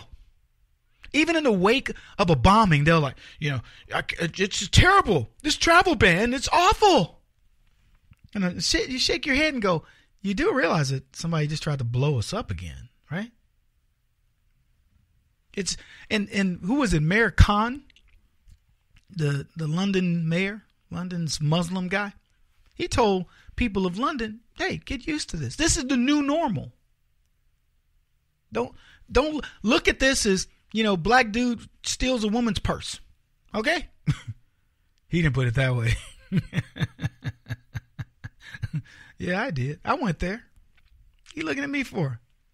That's why I hire white boys. So y'all have to take this stuff. Y'all have to deal with these, people write in and y'all got to respond and look back. Y'all looking at me like, crazy. What Kevin say get us in trouble? I got us in trouble. You're used to it.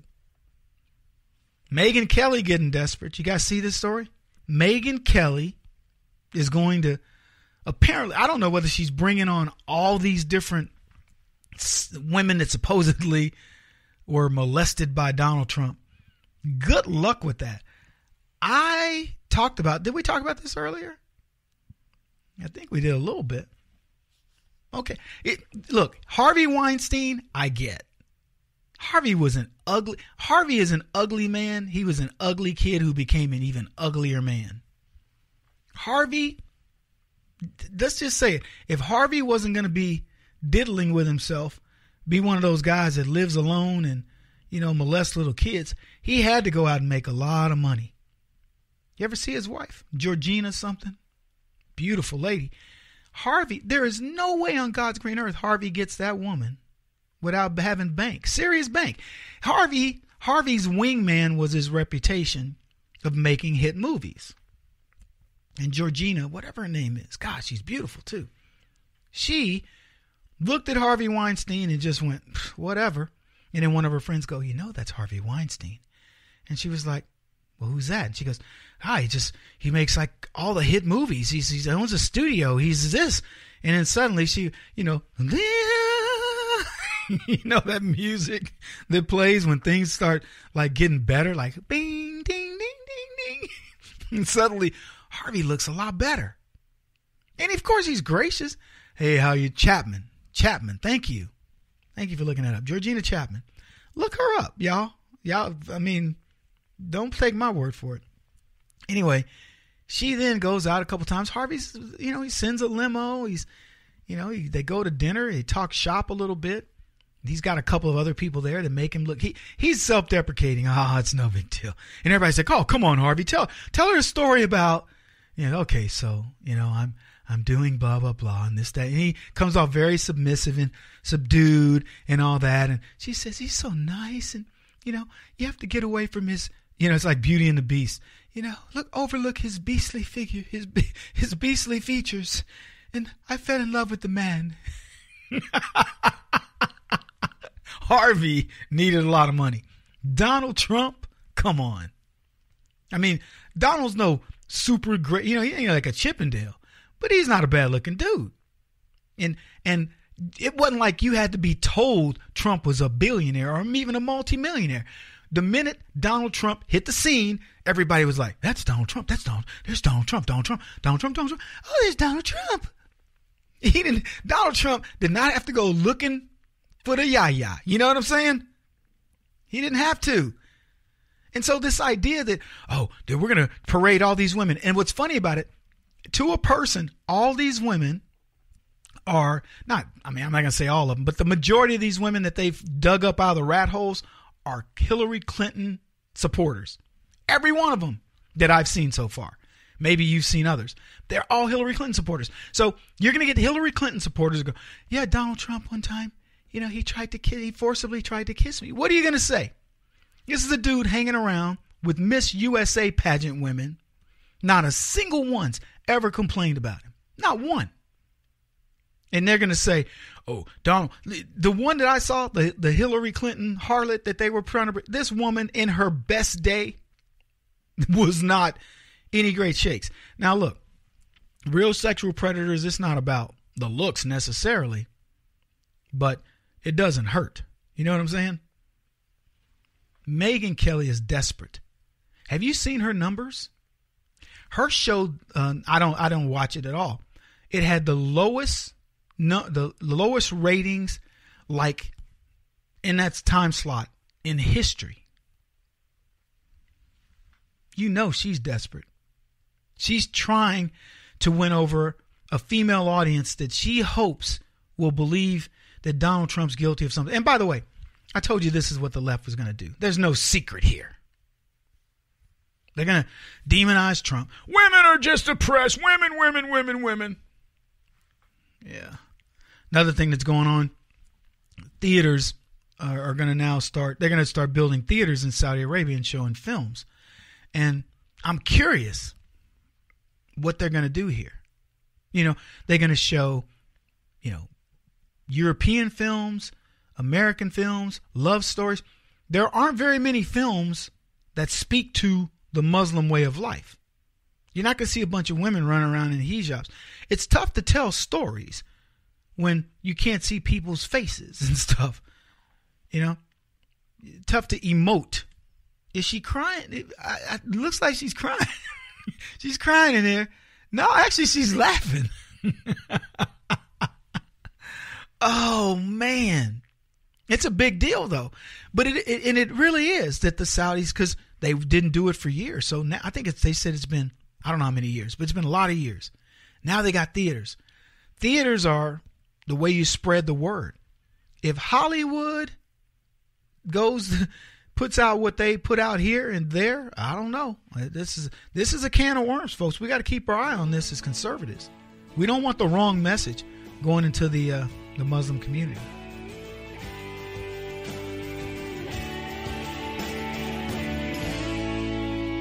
This is the Kevin Jackson Radio Show.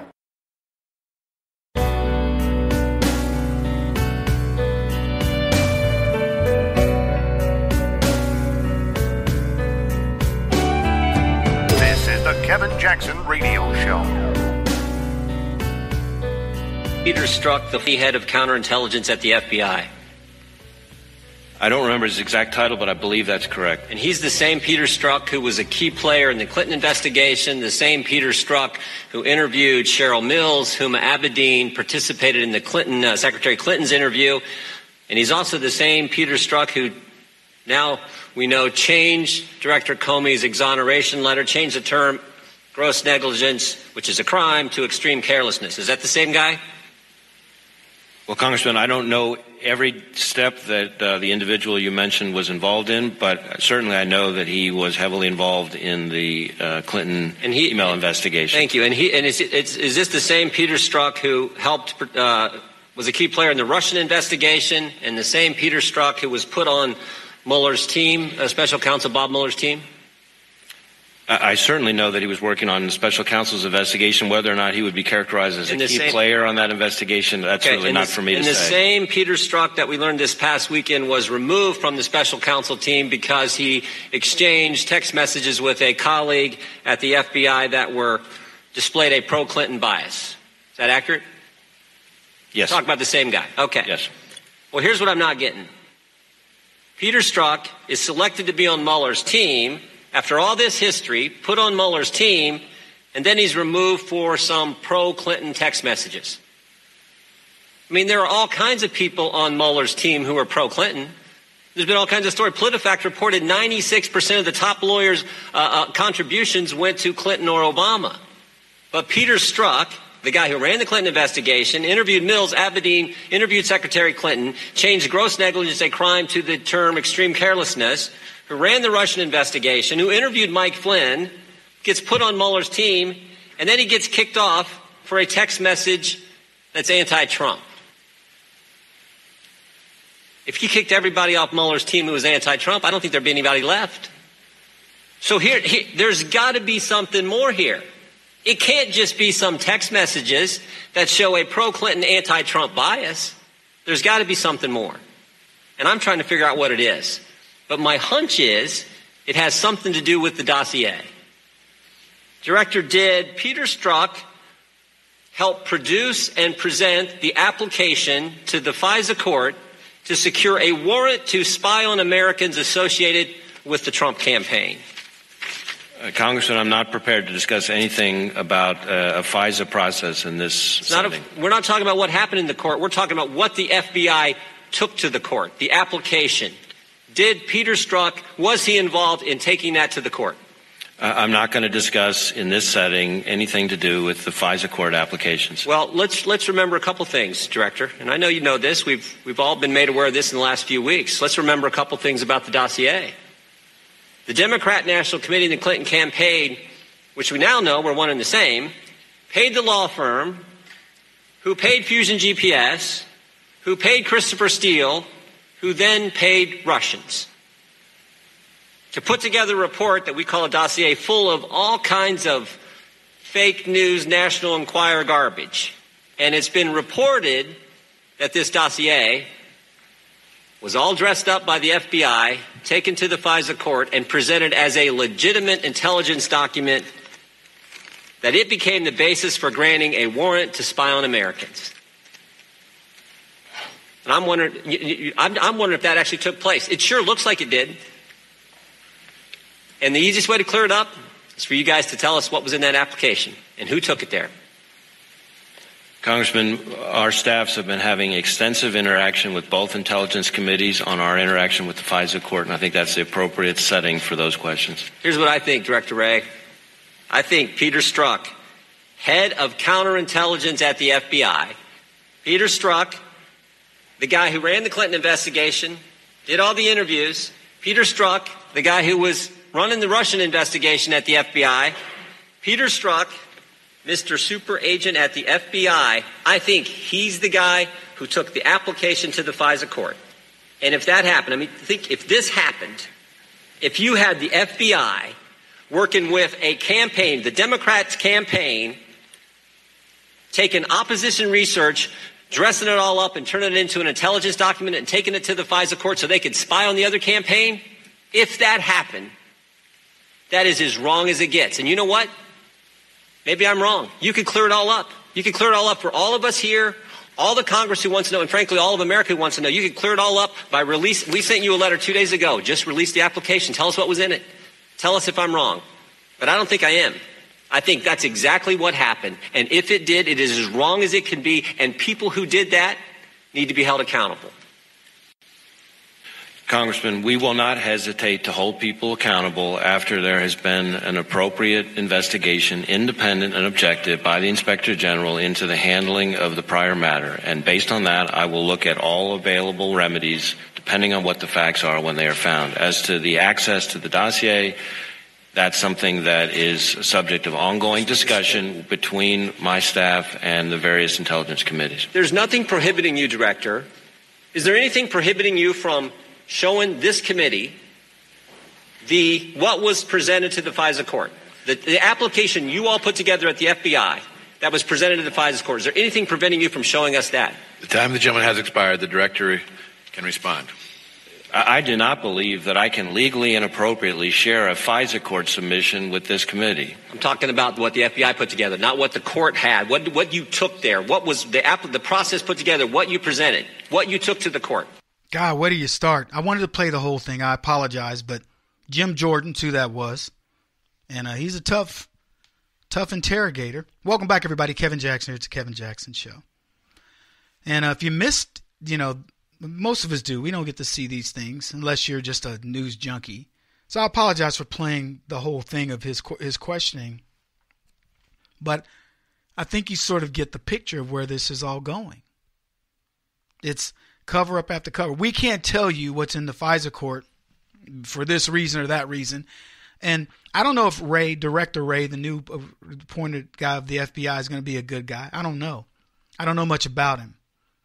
But my hope is that somebody there wants to get back to the truth. Somebody there believes that, you know what? The American people want to believe in our system of government again. Because I'm listening to Jordan, and he's walking this thing down just the primrose path. And if you're a logical thinking person, you're going, why can't you tell us who did this? Because they think it's Peter Strzok. And if he is the guy, and as Jordan shared, he's in every single critical point, every nexus of the investigation against Clinton, every nexus of the faked investigation against Trump, you're hearing the same names. And he also hit on a very good point earlier where he said, you know, isn't it funny that we've got all these anti-Trump people, pro-Hillary people, and they say we've got to let Strzok go because he's anti-Trump. And then Jim Jordan says, if that's the case, if that's the litmus test, don't you have to get rid of everybody? How many people in the FBI do we know their political affiliations, and should we be dumping all these Clinton people? The short answer is yes, we should. But, you know, does the guy answer? No, because it's all, it's politicianese, right? It's a speak that they have, to my recollection. No, I cannot answer that. Based on this part of it, I can say this. It isn't just the way you're held to account in court. When you go to court and they say, did this happen? You can't put, well, based on these extenuating circumstances, and I cannot answer that because that would lead me down to this, which of course is outside of my scheme, you know, blah, blah, blah. It's just a bunch of nonsense. It's gobbledygook. Is that what gobbledygook? Goop? Gobbledygook. So that's where we are. So Newt Gingrich, I think it was Gingrich, wasn't he? Yeah, he chimed in on the Clinton corruption. We may have played this clip, but it certainly fits with what we just heard. I fully appreciated until this evening how really important it was for Donald Trump to win. If Hillary Clinton had won, none of this would have surfaced. They just would have kept covering up all the corruption, and they would have just kept taking care of themselves. So the very fact that you have this disruptive figure in the White House, all of us are learning some pretty horrifying things about how sick the system is, how sick the entire process is, in ways I would have thought were impossible. I mean, I have the greatest respect for the Federal Bureau of Investigation, and it is astonishing to me that you could have people at the top who are this corrupt, this profoundly dishonest.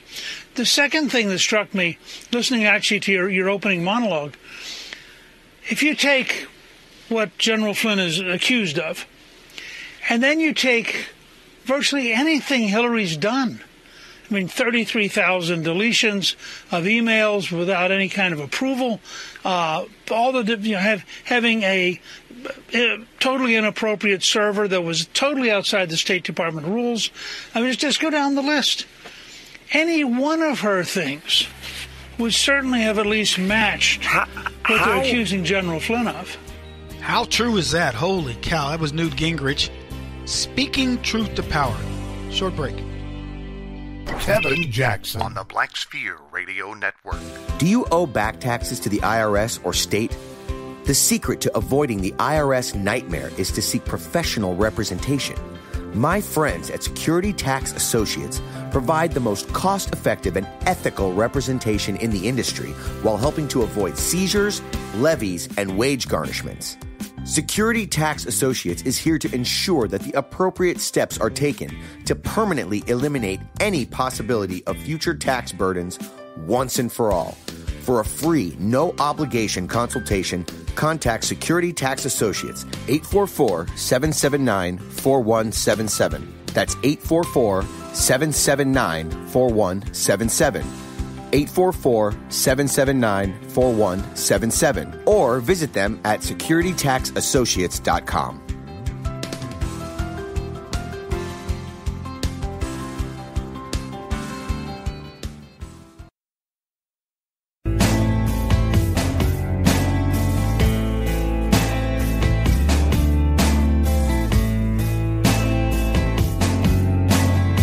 putting an end to identity politics. This is the Kevin Jackson Radio Show.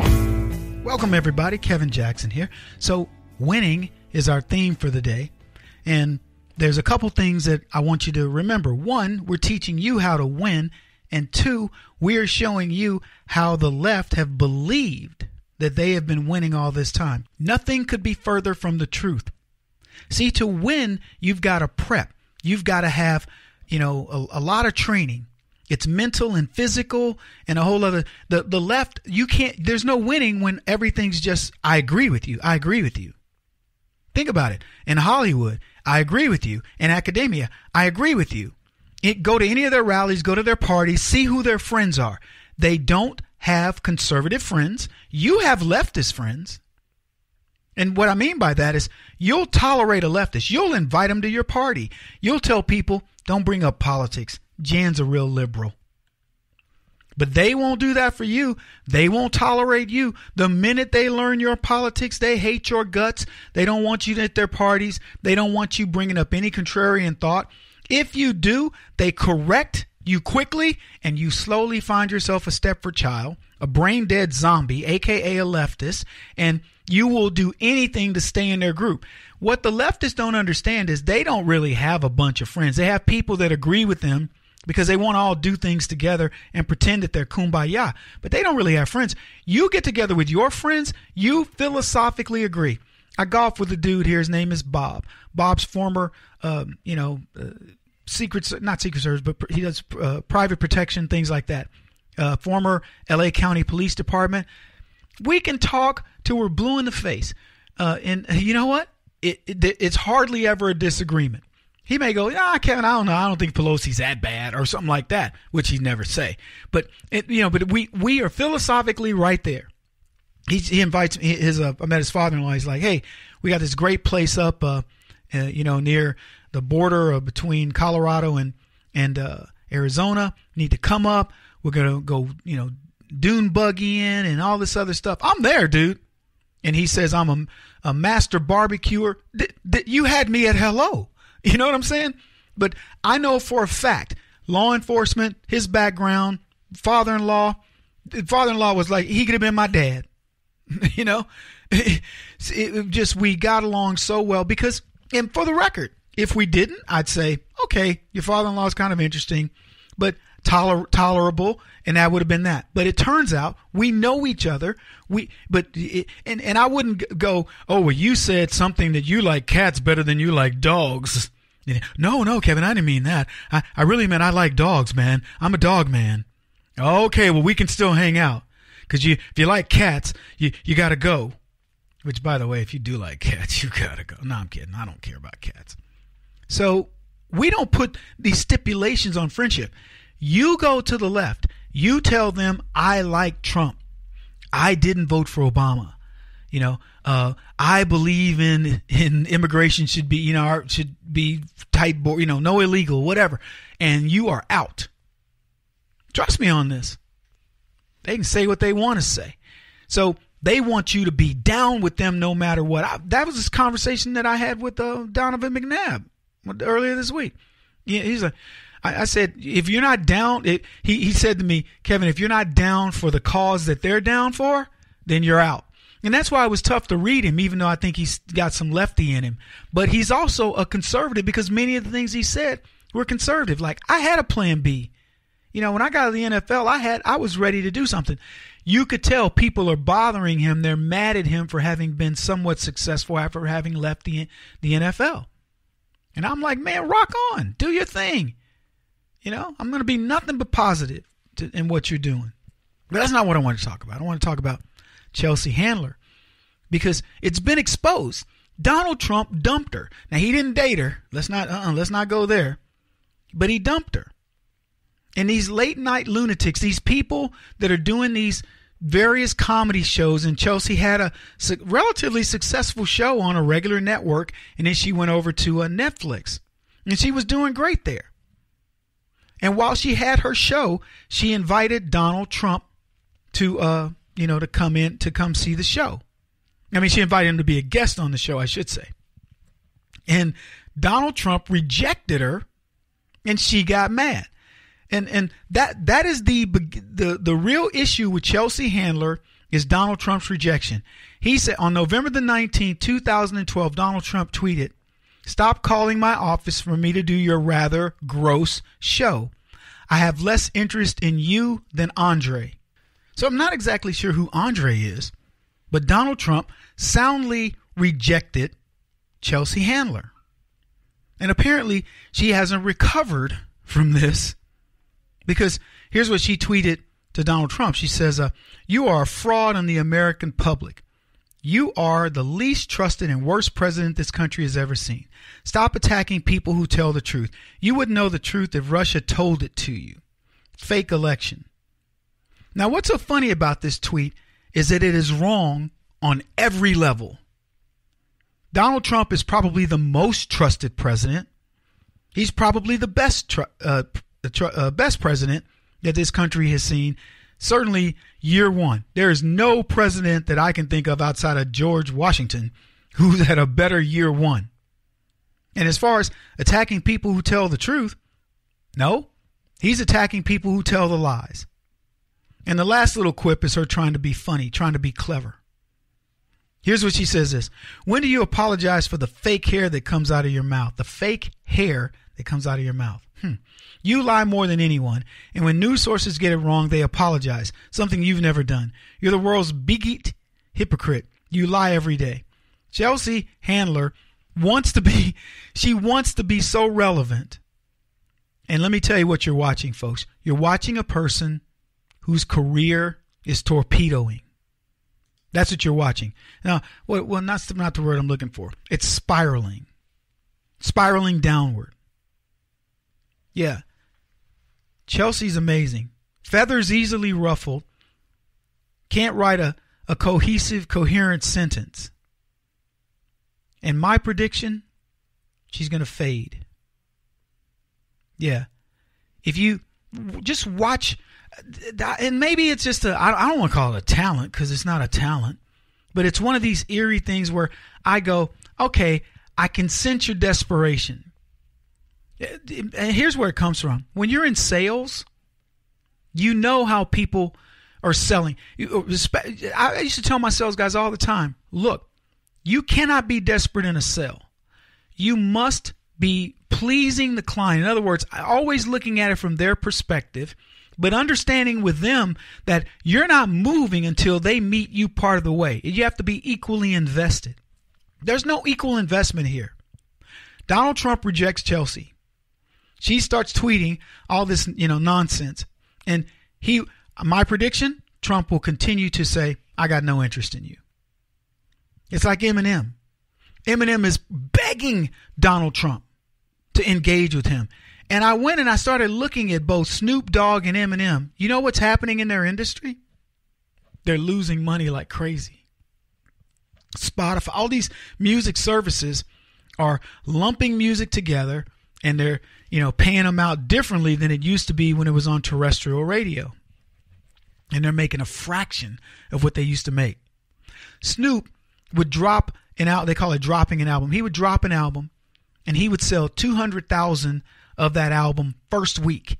Now he can go months and barely get to that number. Practically a guaranteed platinum. Eminem has dropped 9 albums. He's dropping one here this week, in fact, I think. And in order to sell it, he's picking a fight with Donald Trump. You want to know why? Because his numbers have consistently gone down.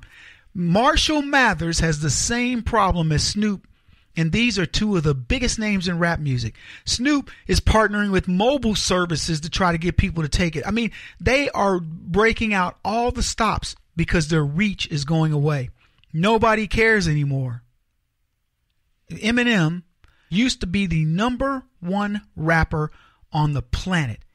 He's number 14. His whatever when they got these rating systems, there are 13 people above him now, and they're all and nobody's dominant anymore. So they're losing audience. Nobody cares about their views. So That's what's going on. And every one of them they believe that they can hang their hat on dogging Trump. That's going to be my thing. If I dog Donald Trump, people are going to come. Let me tell you something.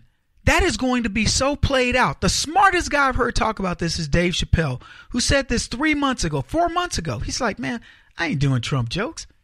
Everybody's doing them. It's old. They're not even funny. And they're going to be less funny because the more this guy is successful, the more the death nail he puts into the coffin of the liberals. He won't stop until he's the top-rated radio talk show host in America. What kind of weird competitive freak are you? This is the Kevin Jackson Radio Show.